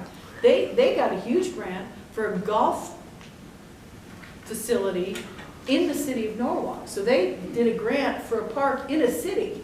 They did it. So it's like, anyway. They would need to be the group to do one for us. I don't know who else could. But she kept saying, oh, no, you guys can just form a group and do Yeah, it. just totally. well, why don't we form a group, Jackie, and do a study and create a computer model that tells you where we need to get all the information, money from, Okay. and, right, that's all we need, right, a computer model. I don't know what the hell we need. Excuse my French, it's like, I can't. No, You don't actually have to build anything, you just need to come up with a plan that, No, that's the, But doesn't it say we have to build it then when we get the grant? yeah, if you get the grant for facilities, you have to install them. let's get money to go out and find somebody to develop this stuff for us. I mean, that's basically what the Yeah. Measure W thing is about. That's what I was saying, it's exactly like Measure W. So we just need a shell organization to organize the, no, That's right, we just need No, to I work mean, to like- go out and say, like we we create need $10 million to hire these water, experts to come you and know, develop whatever. this And then- plan So do for we get us. a grant to write the grant? I'm just gonna $10 No, million. you might find somebody to do a contingency that, of something coming to fruition if they're gonna implement it. Okay, you're in charge. I know, I'm throwing ideas. I don't know if that's even a feasible thing, but I can imagine if I was, let's say I was, I don't know, some construction company or something like that, and you said like, hey, an opportunity for this thing, but we don't have the resources to put the thing together. You want to put the thing together and then you get to build it. I mean, there's a pipeline there that you could That's use. I true. mean, I don't know. I mean, yes, but short of raising the funds to hire the people to do the study, Yep. yes, it seems crazy. No, This is the new that's model. actually true. I mean, that's a, This is how cities now build their wish Ridiculous lists, things, yes. their wants, not their Yeah, needs. this is This is how they get there, they fund their wants now through these kind of programs. but it's only And like the trough feeders. It is, it's like Yes. pigs out of trough. Yes. And in unincorporated areas will get none of this ever. Yeah, yeah. It's designed, Just look suck at- the money out of the Of course. incorporated areas. and just like put it- Measure W. You've Yeah. got the county, you've got the cities, all sitting there. And we learned at the last meeting on Measure W, there's several projects already stacked up that the county wants to build and the city wants to build. So the one city project that was $3 million, it's really a $20 million project, so they're gonna come for $3 million every year. But then there are other, so all the projects are already fully funded for the next 20 years. They've already worked it out. Do you have one already, a plan, a thing that you guys want to do here? Well, the Women's Club hasn't come up with it. Oh, I got an idea. What is it? Across the street from the school, the high school, there's a place for horses and cattle, and why don't they use that facility? They used to, For trails or for equestrian facilities or? for kids doing barrel racing and equestrian things and stuff like that, because there's a lot of scholarships in Yeah. that. Yeah. Full four-year scholarships. And we do have a rodeo team. Our high school has a rodeo Yeah, team. they do. Zara does a really good There's job. something on it. right next door to the school. Yeah, And there's property right there. yep, there's all kinds of, we have property at the park. Half the park is untouched, you know? I mean, the part that's the park is But undeveloped or. it's small, but Undeveloped, we don't right. have, the park has a lot more, right? But you know what, we're only There's no 5, mechanism for 7 us to people, get something. however. Yeah, there's And no. if somebody doesn't have this idea, so the next round of funding is in September. I know the school district would love to do cost sharing, they don't have any money, but, you know, they'd love to dovetail with something. There is one governmental agency that may be able to go after this out of us for like a swimming pool. I was thinking the pool, that's the first thing I thought too. The school district, Yeah. right? School district. You know what, I have spoken, and I got ripped into by, when the board member comments came out later, well, it's not like we have a lot of money. I mean, are you not hearing that we are down to a zero budget? I'm like, all I was doing was telling you, here's this funding opportunity, but the time Into is the short. And so this one's over, but the next one's coming up for things like pools and trails, that's rolling out in September. So I'm just putting this comment in, so if anybody has brilliant ideas, they can, You have to facilitate it in words. you know what, I already facilitate way too many things, and I just can't, my head's about to explode. Anyway, so, I'll propose and- it to the district. I think that would be great. My I'll head step got up chopped there. off last time, I'm not doing it this time. SCE has offered to meet with the community regarding upcoming inspection activities and PSPS implications of recent upgrades, which is a good thing. They will be here at our April 6th meeting. There is a water talks seminar scheduled for here at the library in Acton on March 28th from 10 a.m. to 12 noon at the library. The flyer for this is posted on our website. But the same thing is tomorrow night at the Aqua Dulce Women's Club, March 10th, from 6 to 8 p.m. It's hosted by Water Resources of California, Cal State, San Bernardino, and PaceWorks. And then the meeting for us is what Jackie just said, Saturday, It's all March with Prop 28th. 1 funding. Yeah, It's 10 the same to 12 noon. It's the same Yes, people. it is. It's the same Well, thing, It's CC LaGrange is the one who's putting this together. yeah. And I sent her information to Mary and Dawn to set their meeting up, because they wanted to have a separate meeting there, which I'm fine with, so whatever, So it's tomorrow night from 6 to 8, if you can't go to the one on the 28th. I'll So do thank it you for the pointing one that on out. the 28th, I can't deal with tomorrow, because the week is just Yeah. crammed. Well, they will be here on the 28th, here, I think here at the Saturday- library. So Saturday at the the library. notice is posted on the website, town council website if you want more information. Okay.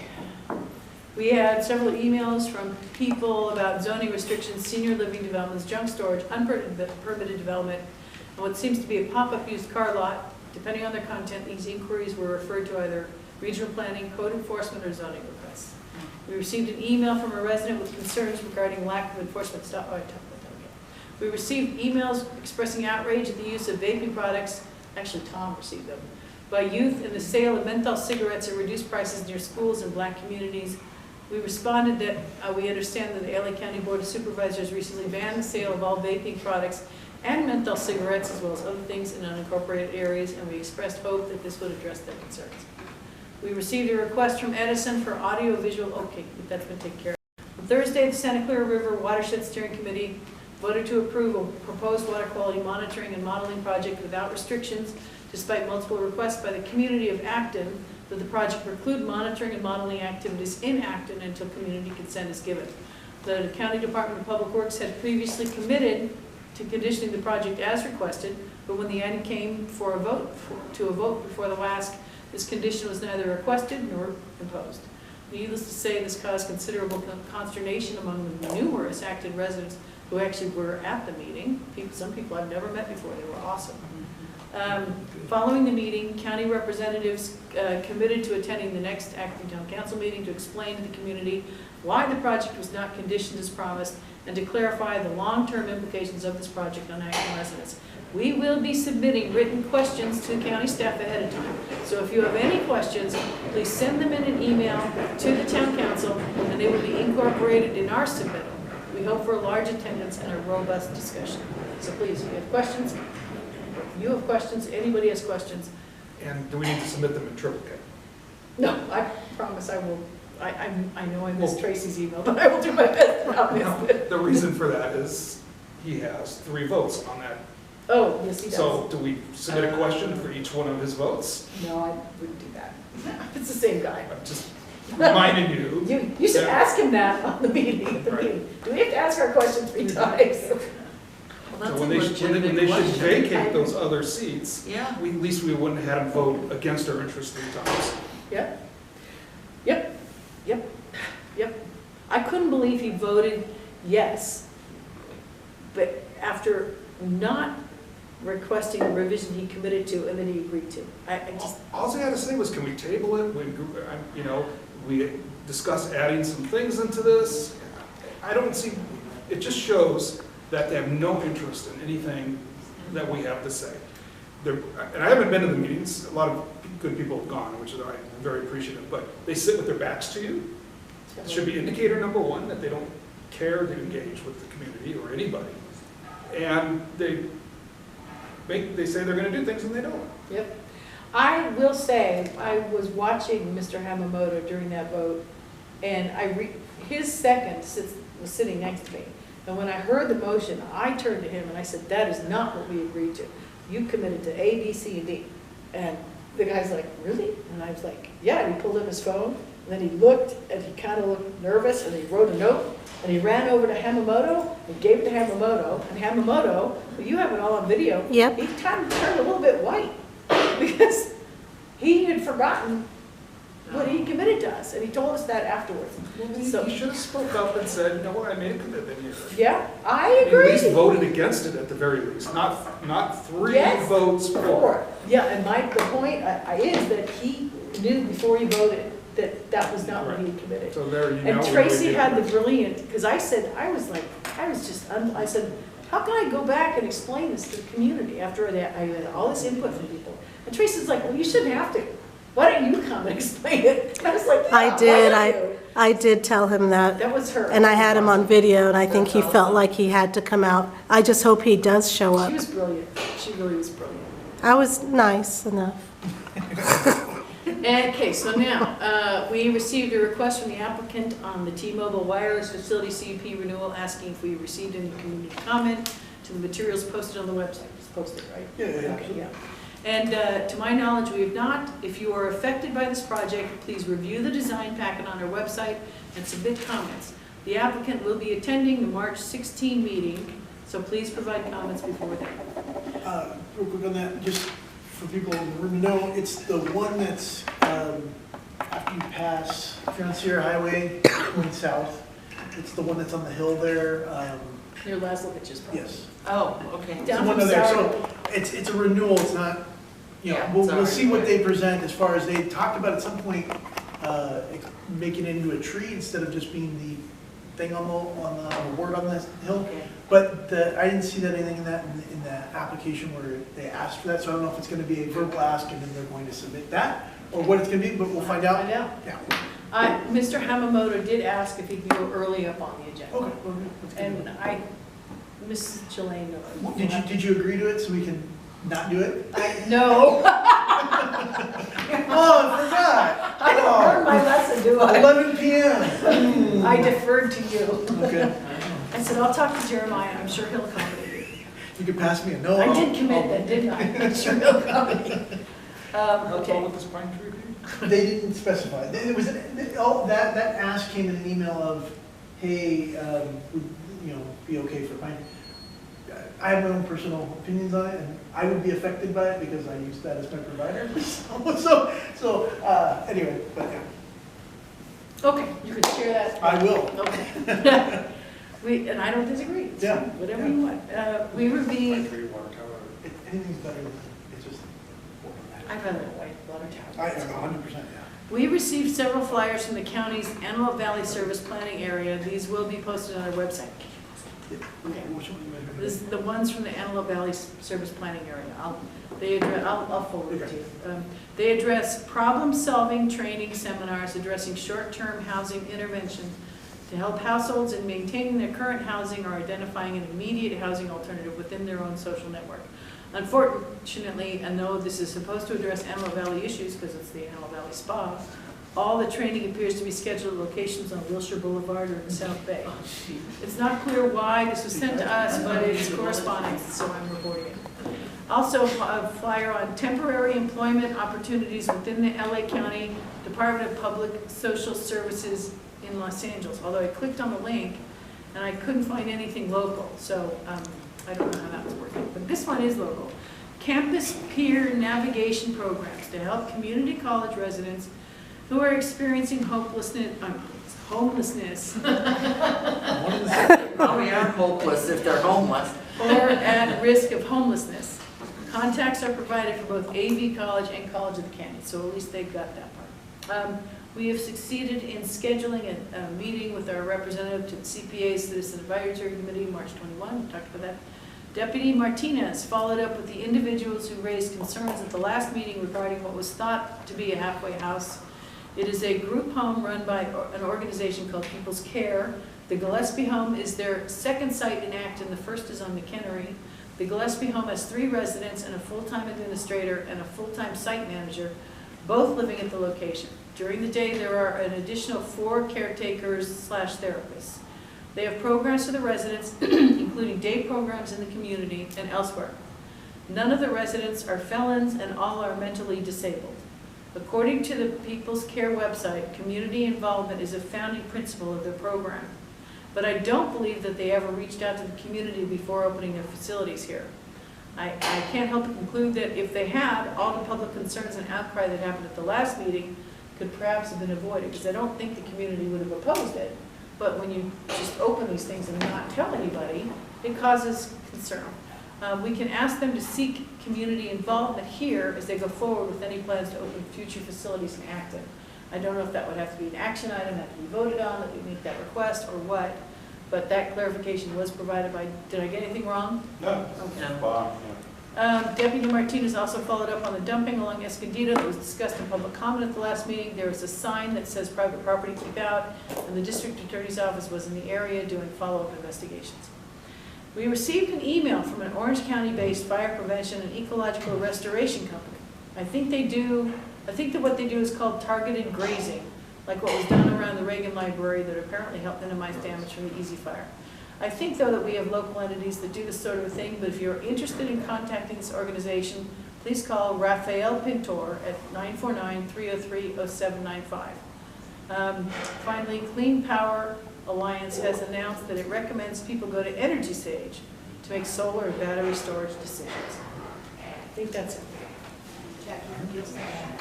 Yes, and to anybody else who wants it. You didn't get all? I did not, I can't write that fast. All right. Councilmember comments.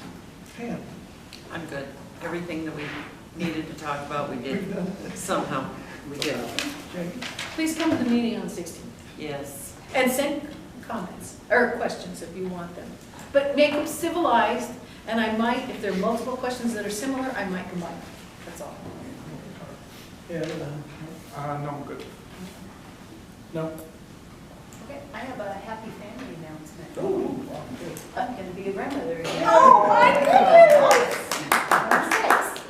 okay. When? In August. August. Yay! Congratulations, Kelly. Holy guacamole. And just somebody from the county wishes to speak with you about sustainability. No, population control is not part of their sustainability. Yes. Well, not when you had 5 children. There you go. All right, committee reports, planning and coordinating, I'm nothing. ARTC, anything to report back? I was not, their meeting was on the 18th, they shifted it, and I wasn't able to go, so I didn't go. All right, publicity, and posting things? You're doing a fine job, thank you. Yeah, there you go. Finance, ways, means, anything, Pam? No, All right, thank you. community standards, decorum, anything? No. All There is something utilities. right, trails, open space, and recreation. Hold on one second.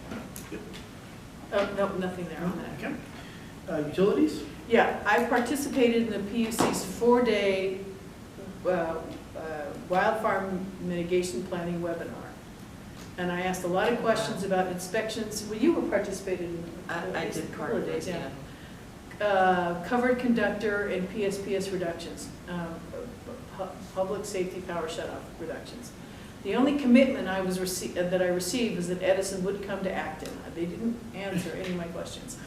But that commitment did come from Vice President Harriman, so it may mean something. We'll see. So, a lot of just talk, nothing specific, unfortunately. Sounds about right. Bylaws? Anything? No. Okay. Nothing on the emergency response. Beautification, legal dumping. I know I've reported a couple more things that I've seen pop up when they pop up, but I haven't heard of anything excessive happening like had been about a year ago when we had the trucks. Yeah. Trucking it all the time. They've been mostly on Wilson Canyon between Solid and, That's right, I did see some stuff. and the 14 freeway. I would say it's like 4 out of 5 weekdays. Yeah. It's like concrete and rebar, commercial. So Where are they dumping? on Away, so you know how like there's only like one home or like it's on the road, but there's Yeah. a lot of bunch of turnouts. Yeah. On the turnouts on the road, like where they basically stop the middle of the road and put the dump up and that's it and go. So it looks like based on, because we've had a few of those in the middle of the road, they're coming up Soledad, getting back on the freeway and go back. I think we need to restart this thing. We've already asked. I mean, we've already asked. We're starting another coalition meeting. They haven't. Remember, we asked and they said, no, what we're gonna do is a public workshop, remember? And they did that, and it was in May. It was in- Right, but maybe we should be working through our new planning deputy, Yeah, maybe so. so Do you wanna reach out to him? I will. Okay, good. Because I'm not getting through, I never get responses, and I think it's just. Well, I don't either, but Who are you gonna reach out to, Tom? to Anish Anish. Saraya. Oh, okay. Great. All right. Industrial aesthetics. We don't have anything there. Traffic safety, we talked about. Maybe we'll put Tom's name on that instead. Yeah, we can do that. If that's okay, Tom. Yes, absolutely. You've been voluntold. That's the new word now. I love it. It's great.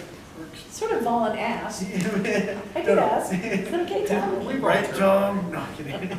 No. High-speed rail? Anything else? No, I think we covered that up tonight. Unfinished new business. Oh, on high-speed rail, if you want to join our group going through the EIR, please send an email. That's all. We've got pretty good teams working on it. Yeah, Yep. I've been watching the correspondence fly back and forth, and you Been guys are doing a fantastic job. And we've got workshops coming up scheduled this week and next week, and our teams are getting together and Jackie is, Jelly. Conducting. she's there to help get through these difficult pages. It's a lot. Oh, yeah. So, thank you, Jackie. Oh, thank you guys. Nothing I do matters if people don't help. Unfinished new business, there is something I keep forgetting, and we're gonna run into a date wall, which is the filing for nonprofit status or something. Right. So, Well, Ruth offered I've got to do it. that. and then she rescinded Oh, she rescinded? because she's busy this month. So she was like, hey, I didn't hear from you guys, we had any meetings. Right, since we didn't have any meetings. So we I'll have pull it a- out, look at it and see how difficult it looks like it's gonna be Yeah, to do. I mean, she basically wrote out, it seemed like it was pretty straightforward, and she said you had the paperwork. So I'm more than happy to try to assist, although I don't know how much help I can be, but if you want to take a look and then I'll look at it. let me know, and then, 'cause I think we have till April 15th, I think, so we have a little bit of time. Okay. But she seemed to be very concerned that if we didn't file, that we put our nonprofit status in Back jeopardy, then, so. yeah. Oh, okay.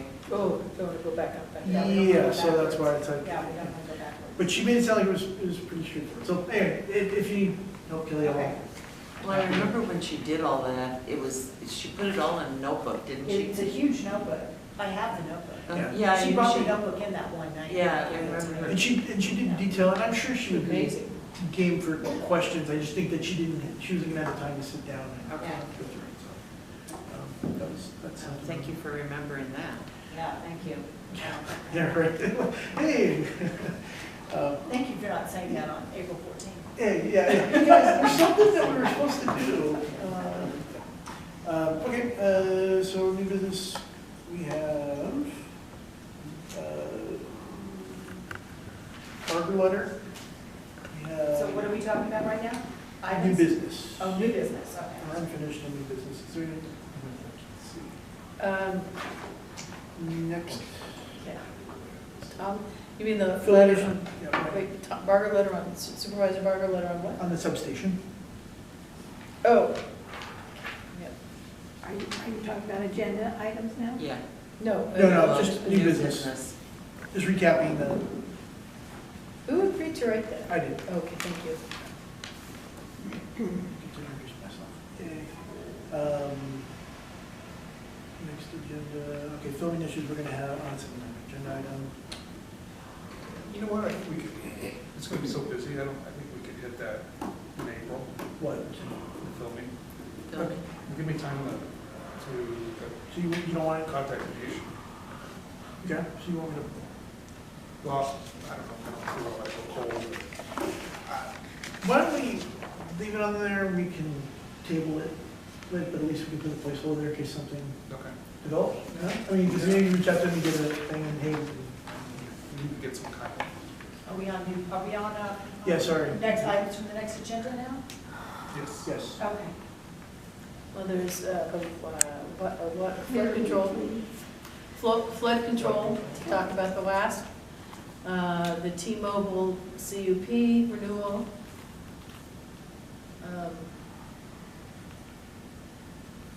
Water policy piece? No, No, You got that that's already? gonna be. we're gonna move that to April. Okay. I thought there's one more thing that was a big issue. Oh, really? Our, what our pay raise and. That was it. Uh, No, I so thought- Waskin and T-Mobile, that was the Yeah. two biggies? Yeah, that's it. Which is, they're pretty big, so, or at least, yeah. Okay, so those are the next, So the WASC and the T-Mobile thing, I think it did. yeah, those are the two that are, I don't have internet here, so I have it on the internet, not, there's something else I'll. yeah, we'll have it. All right. The agenda items, I've got 3 things down here, is that correct? Flood control, T-Mobile, and WASC. Oh, flood control is WASC, Yeah, sorry. it's- Oh, that's the same. Oh, Yeah. Sorry. What did you tell us to read? I didn't write that down. Okay, there's a couple of things. There's the floodplain management plan, Okay. which wasn't out as a 4. Oh, that was it. And that comment period ends March 31. There's the climate action plan. That's the one that's. That comment period closes April 6th. Oh, so that's on the agenda for next week. That was it. Yeah, I was saying, I remember something. You're right. So that, the community climate action plan is also on the agenda. Okay, that's the 168-page monstrosity I looked at today. Yeah, It's the very That's the large. AOC. Amazing to say about its implication, Oh, yeah. yet it's no sequel required. The first lines, Environmental stuff, but no Black. environmental. The reason they say first, so it's like, how do you even know you achieve sustainability? Because we said so. Jackie, when you have social justice, you attain sustainability. Who wrote that, Jackie? This is probably Sheila Kuehl.